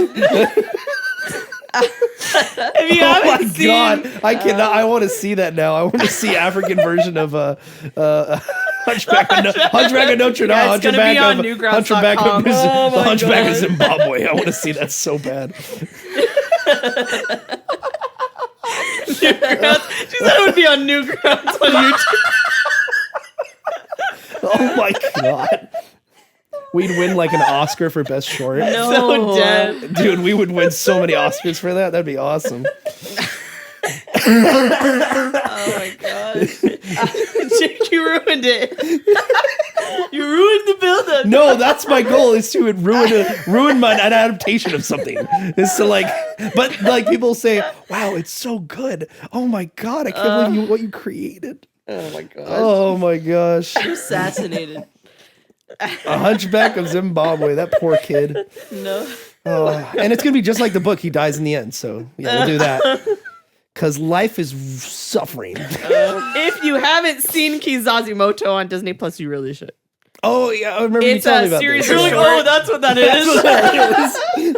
It's not even related. They're like not even related. Where they say the word sanctuary at any moment. No. They don't. But yeah, other than that, we have seen zero African fantasy futurism come to light that is not Black Panther. So Black Panther would be African futurism because it's like science fiction in Africa, but we have not seen anything remotely close to that has been like even suggested, not just successful. I feel like my like, first adapted. like view into that was not Black Panther was the new season of Star Wars Visions, which Oh, they does did a not great it's job. not Yeah. doesn't take place in Africa or anything, but the people who created it it was the African animation companies who did it, and so they put, of course, each short puts their own culture into it, like the one from Ireland and the one. Disney also came out with a African futurism series called Iwaju. Yeah, and that is a fantastic animated series on Disney Plus. It's so good. We were shocked. It was really good. Yeah, it reminded me of like Batman the Animated Series kind of level of storytelling. So it's really interesting. And serious stuff that happens in it. Yeah, there's like serious like they stuff don't shy away from the criminal activity that goes on. No, they in address what happened. It takes place in Nigeria, in Lagos. So they address that. Lagos. But I would love to see anything adapted by Nnedi Okorafor. Notably, like my favorite was a Kanga about a little boy who has to become a Gollum type superhero, not Gollum from Lord of the Rings. Gollum type superhero who's almost kind of like her middle grade book, like right? Small Hat Golem, not Precious Golem, not the British Gollum, not the British Gollum, the Small Hat Golem. Yes, the Jewish like Gollum. You guys correct me up. That book is fantastic. It's a middle grade book, and it's just about that one's on my to read. I highly recommend it. Everybody should read it. If it's like a children's property, I'm immediately like, yeah, I'll give it a shot. Yeah, that's like my forte. Other thing, like I'm sure the Akata Witch or Binti would be adapted first by her. There was I would say Binti just because it's a good title. It's a science fiction one where she melds the alien. Well, spoiler alert. She melds with the alien DNA and she becomes part alien. And that one was just interesting. Symbiotic. What's that film about the scientist, Adrian Brody scientist one? That film about the scientist. The film about I know exactly what's which the one that was about. messed up when it came out? It's Adrian Brody's scientist guy wanting this like of age girl to mate with an alien boy. Do you remember this movie? Whoa, no. Do you remember that? It was really messed up. I remember watching the trailer for it when we were kids. I'm like, what the heck? Wait, look it up. No, it's not Adrian Brody. It's not. It is, but it's not about that. It's called Splice. Splice. That's what. That's not what it's about. I thought that's what it was. No, it's about them splicing DNA together to create this human-animal hybrid thing, and then disgusting. everybody sleeps with it. So. It sounds like an abomination. It's weird. It sounds like a self-insert fantasy. Yeah, that's what it does sound like. Totally. It is exactly what it I is. watched enough anime to know where it's gonna go. You know what, okay? Chelsea? Dude, it sounds like a weirdo anime concept. That's what it is. That's why it's You're so right. messed up. Maybe. You're Well, right. no, I was gonna say you have hit the nail so hard with the hammer that it's like through the wood, and you just. That's it's why gone. it's bad. It wasn't just an hit it. anime. If it was, people would be If it was talking an about anime, it. everybody would have loved it. They're like, oh, Right? dude, A+ better than Evangelion. That's the audience. Mhm. That's the audience. Better than Oh my gosh. Sorry, end of Evangelion. Okay, Chelsea, Adelaide, do you have any more picks? Is anything by Nnedi Okorafor? And then I would love. Let me see if I can find a picture. Once of the podcast hits 2 hours, it's a no man's land in here. Have you heard of Adam Link Robot? I've heard of that. By Ian I O'Grinder. really I want would that be to get an great. adaptation. Kind of like, almost kind of like John Carter-esque, but with a robot as a main But the character. robot is Yeah. a main character. So it's really interesting. It was I written want by more a main pair of characters as brothers. robots. They wrote these series of short stories that came out in magazines, and then they pushed it into a Yeah, novel. that's It's cool. really good. A lot of, the usual theme about like identity and like, is he truly human? Is he was it not? written in the 50s? It was written in. You can't wait to be human 50s again. or 60s? Well, this 'cause- publication was 65 for the collection, so they were published Because before that. you really that's Man, the when world it if I was comes a kid into, in the- and all wait. of like the What what is it? year was Life it? of What year was it? 65 was when the If I was a novel kid in the was published. 60s, I'd be like, oh, it's a hard choice in the library. Hardy Boys or Adam Link. Hardy man. Boys. This is tough. This is tough, man. Yeah, Adam Link adaptation, but like a reinvention of it, because like iRobot, it's dated. Well, and I like would say, John Carter, would you dated. keep it in the same decade it came out in? The You 60s? could do it an incredible style. I think that would And be you could do that. something new. Because it wouldn't be modern day, it would be back in the day. He ends up saving people, and he has the choice to hurt people who hurt him or not, and he chooses not to. It's really 'cause good. That'd be cool. The views of people in that decade, like it's just so interesting because it feels like it doesn't fit. It feels like it was a story that wasn't supposed to come out in the 60s. It feels like it was kind of written in like modern you know, days. like the Twilight Zone pushed boundaries like that. They were showing things and coming up with compelling ideas for people who didn't think about that kind of thing. And so I feel like it's kind of like that. Which is interesting because a So- lot of Twilight Zone episodes are based off of short stories from books. yeah. Yeah. And Rod Serling got people. Ray Bradbury who- was involved in Yeah, a lot Ray of it. Bradbury. Mhm. Yeah. Yeah. That's what I got. All right. So I have a whole list. You guys ready? I have Oh one, my 2, gosh. 3, 4, 5, 6, You got 7. 105. I have exactly. 7. All You right. better rapid fire those. All right. So we got Sisters Grimm live action. Oh! Live action series, preferably on Apple Plus because that's where the care is. I always imagined it animated. I have other stuff that's animated. I want to go live action with this because I think it would be a much better story than anything we've seen in fairy tale storytelling, like in terms of live action Like interpretation. retelling?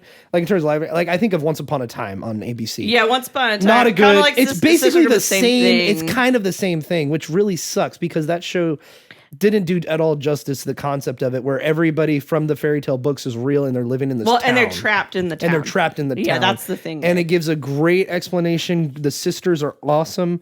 You can just write the scripts pretty as funny. is. You can write the scripts as is the book is, and just focus on the sisters' relationship and them like with what's his name, Puck or Huck, the fairy boy that helps him out. I think it's Puck. Yeah, Puck, and just go through this and just awesome, wonderful adventure for Do you got actors? the whole family. I don't have any actors. I'm just Oh, doing okay. concept. Okay, next is Artemis Fowl. And the concept is is how I do this in the form of DC animated films. So you have all these DC Oh. animated films that Wait, came out. like the good ones? No. We're talking about the DC animated films in terms of like, oh, here's this one based off this comic. Here's one that's based off the Superman Okay. thing. Like I think of Superman and Doomsday? Superman and the One, I think is what it's called.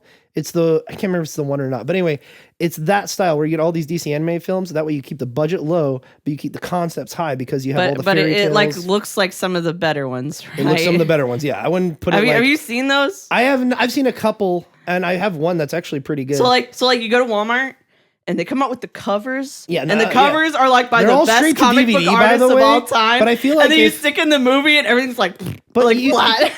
But I feel like you can actually like... I feel like you can do a lot with this in the concept of Artemis Fowl. So let me see. I feel like that fits. I feel like that would fit pretty well. So it's called Superman versus the Elite is the one I'm thinking of. Oh, And it's a okay. really cool comic. I didn't see that. A really good that one. adaptation of it. But that's what we do with Artemis Fowl. Next, of course, it's the one that everybody's thinking of. It's Redwall. You would do animated, It's long overdue, baby. animated series, kind of like the one we grew up watching, animated series based off one season per book, and just go from there. And that's all you got to do. What kind of animation are you talking? I'm thinking 2D. Can I comment? I really quick? imagined always stop I motion. think we'll probably cut down the cost and do 3D, but I would love to do 2D. But please don't make it look like the Watership Down series. That was really bad 3D. Did you interesting. It's on see Netflix. you can go onto YouTube and look up go to Westball's YouTube channel and he has the test Yeah, 'cause footage he for was Mouse Guard. He was Because Mouse attached to Guard West. is a Yeah. graphic Whoa, novel. really? Him and it's Gary- a graphic novel, but the yeah. whole movie was motion capture, and they had Andy Serkis working with him. Yep. That's how he got to know Andy So, Serkis yep. before he did Planet of the Apes. Yeah, so he So- was going to Holy do. moly. Yeah, I have so not West seen Ball that. he But did the the whole Maze test Runner. footage is on there. Yeah, so They have a trailer version of it with that's music right. and score, and then they have Wow. a silent version where you can hear the sound effects of like the swords and stuff. I remember when this was coming should look out. it up, It it's was really right good. after Death Cure, the third Maze Runner movie came out. He was attached to that. They had Gary Whitta writing the script, who was a great writer, and I didn't know they had any circus attached. That's really interesting. Yeah. And Yeah, that's a it success kind of right just there. got completely canceled. They kind of had to cancel it. And That's unfortunately- because it was under Fox before Disney. yeah, bought that's them, right. and It was one of the Disney didn't wanna Fox do it. movies Yeah. that got canceled. So I would do that with Redwall. Oh, the places you'll go live action film. I was reading this Live book action. when we were doing the Wait, Dr. Seuss books, and I gotta say, like, it's awesome. And I would love to get a live action interpretation of this book. Like, even if it's word for word narrated I'm having trouble imagining. what that narrated looks like. by Lupita Nyong'o or something. I don't know, but like you follow this Who's little relevant? I don't boy. know. Her and You everything. follow this little boy through all these wacky adventures. He gets a friend.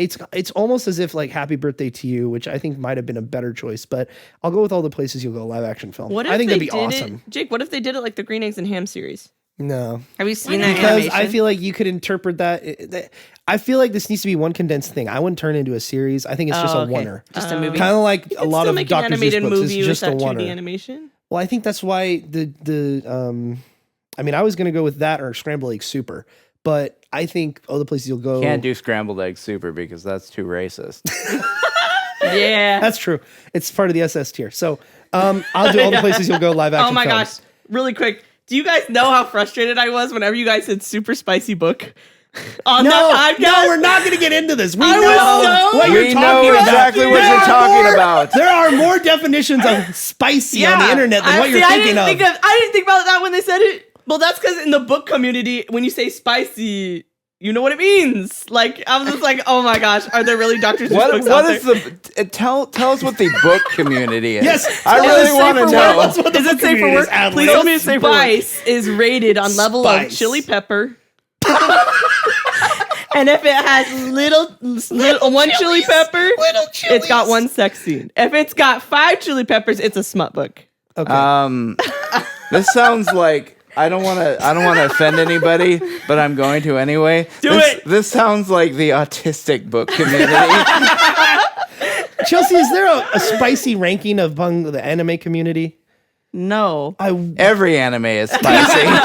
Yeah. See? I love how we have Adelaide's book perspective. If you're ever worried about that, just look at the tags. I love how That's we all have you gotta do. Adelaide's Just look at the tags, book and then you're good. perspective in the book community, Chelsea's perspective in the anime community, and me and David's involvement in the autistic community. So this is I was just curious when you said the book community because the book community. I grew up being a very avid reader. I've never heard of a book community. So she means the TikTok book community. Okay. Oh, so No, yes, it's I not was just right on. TikTok. I was right on. It is autistic. Oh my god.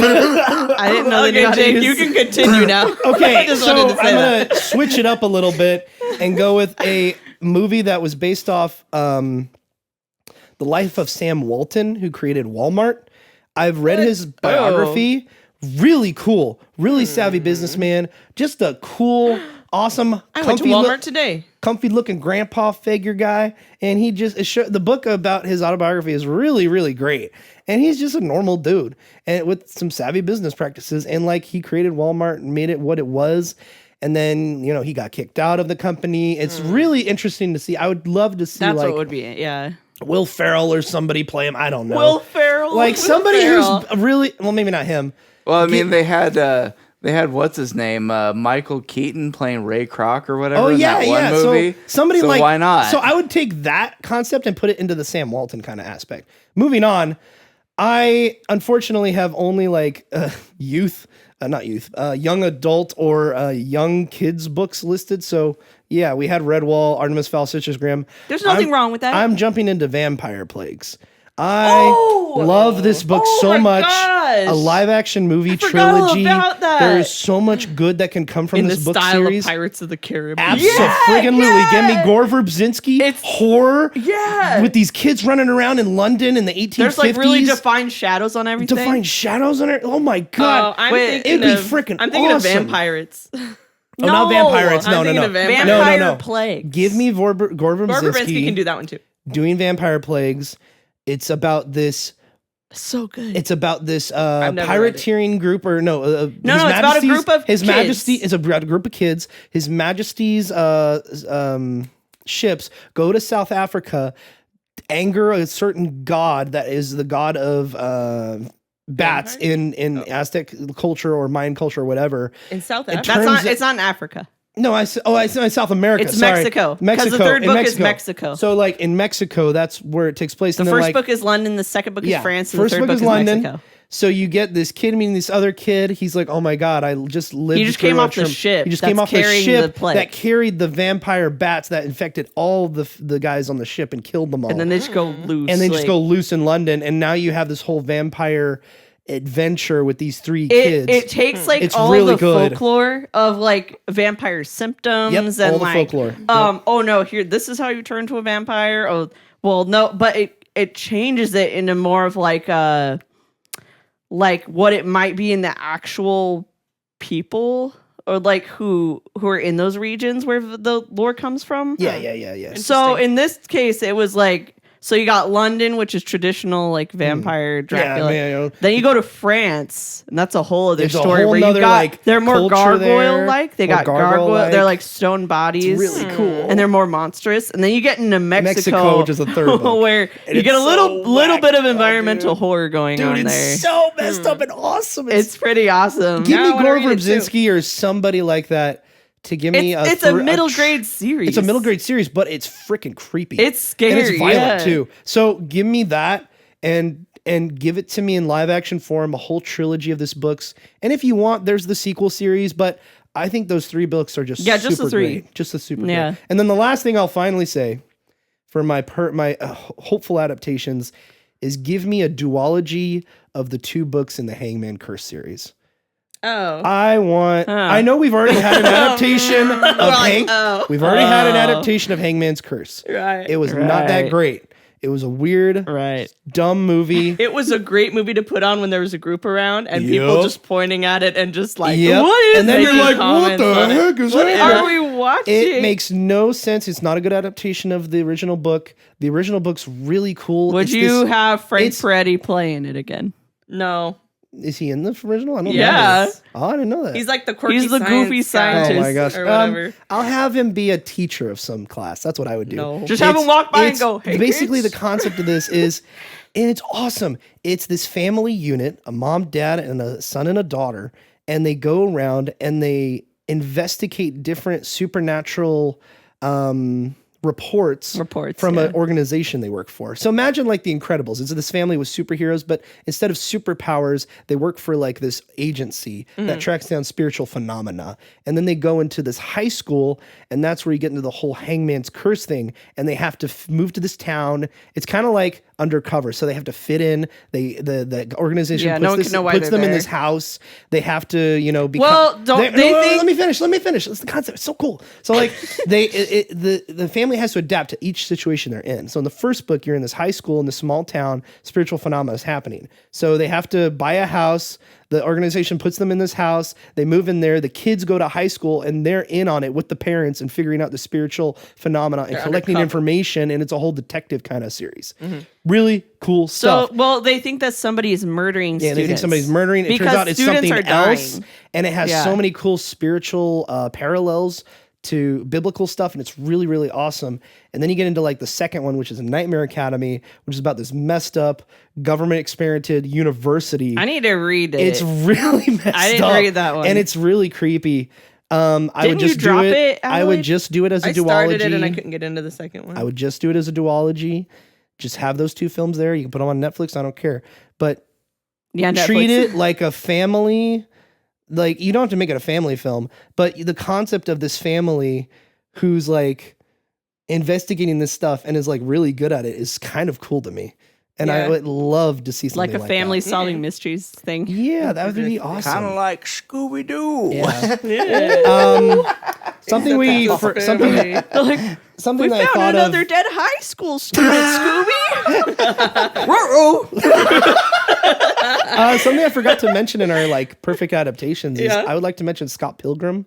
I thought you were going to say Scooby Doo. Well, that's, I was like, that's a what? whole nother level of perfection that we're not going to go into.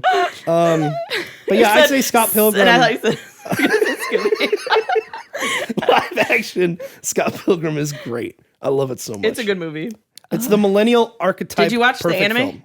I did not. The anime You is gotta really watch good, the actually. anime because it does its own. It starts out thinking that it's an anime adaptation of the comic, And then it which the switches movie it is up, based yeah. off of. Then it switches and then it it up, does yeah. its own thing. But then by Yeah. the time you get to the end of it, it's kind of based off all of it. It Yeah, gets so meta. It's pretty good. It's really Yeah. good. But Yeah. those are my picks. It also expands on what the author was trying to tell in his original story and how the story he told when making the comics, since then he's grown up way more and he decided to tell something else in the new one. Yeah. So it's really cool. That's cool. That's a That's perfect actually really adaptation that takes original source material of multiple things and reinvents it and expands on it. Also, the opening song to the anime is the same person who did the music for the video game. That's cool. Yeah. There you go. It's That's cool. what my picks would be. So anyway, Wait, what would you do with Scott Pilgrim? No. That was just I was bringing that up perfect because of a Oh, perfect I adaptation. thought you said we were gonna do like another the live adaptation action of it. movie. I was like, consider right, is tell like me much. a perfect adaptation of like an anime. Like it's great. Yeah. Translating to live action, and it makes fun of itself, and it's great.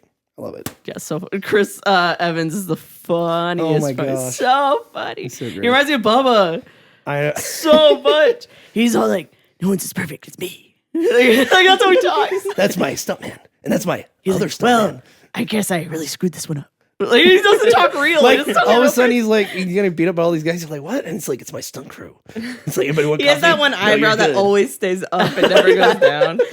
But yeah, anyway, anything else you guys have to say about adaptations or film stuff or anything came to mind? I mean, I could go on, but no, we should probably stop there. Yeah, we should probably stop there. So. Well, ladies and gentlemen, thank you so much for taking your time and valuable time and your ears to take a listen to the Snarp Fangle podcast. We thank you so much for you and your support. Go and hit the like and subscribe and follow us wherever we gosh. are at, and share the video and share it with your friends. We like to bring awesome, wonderful, autistic content your way. Yep. Oh, that's right. No, I'm joking.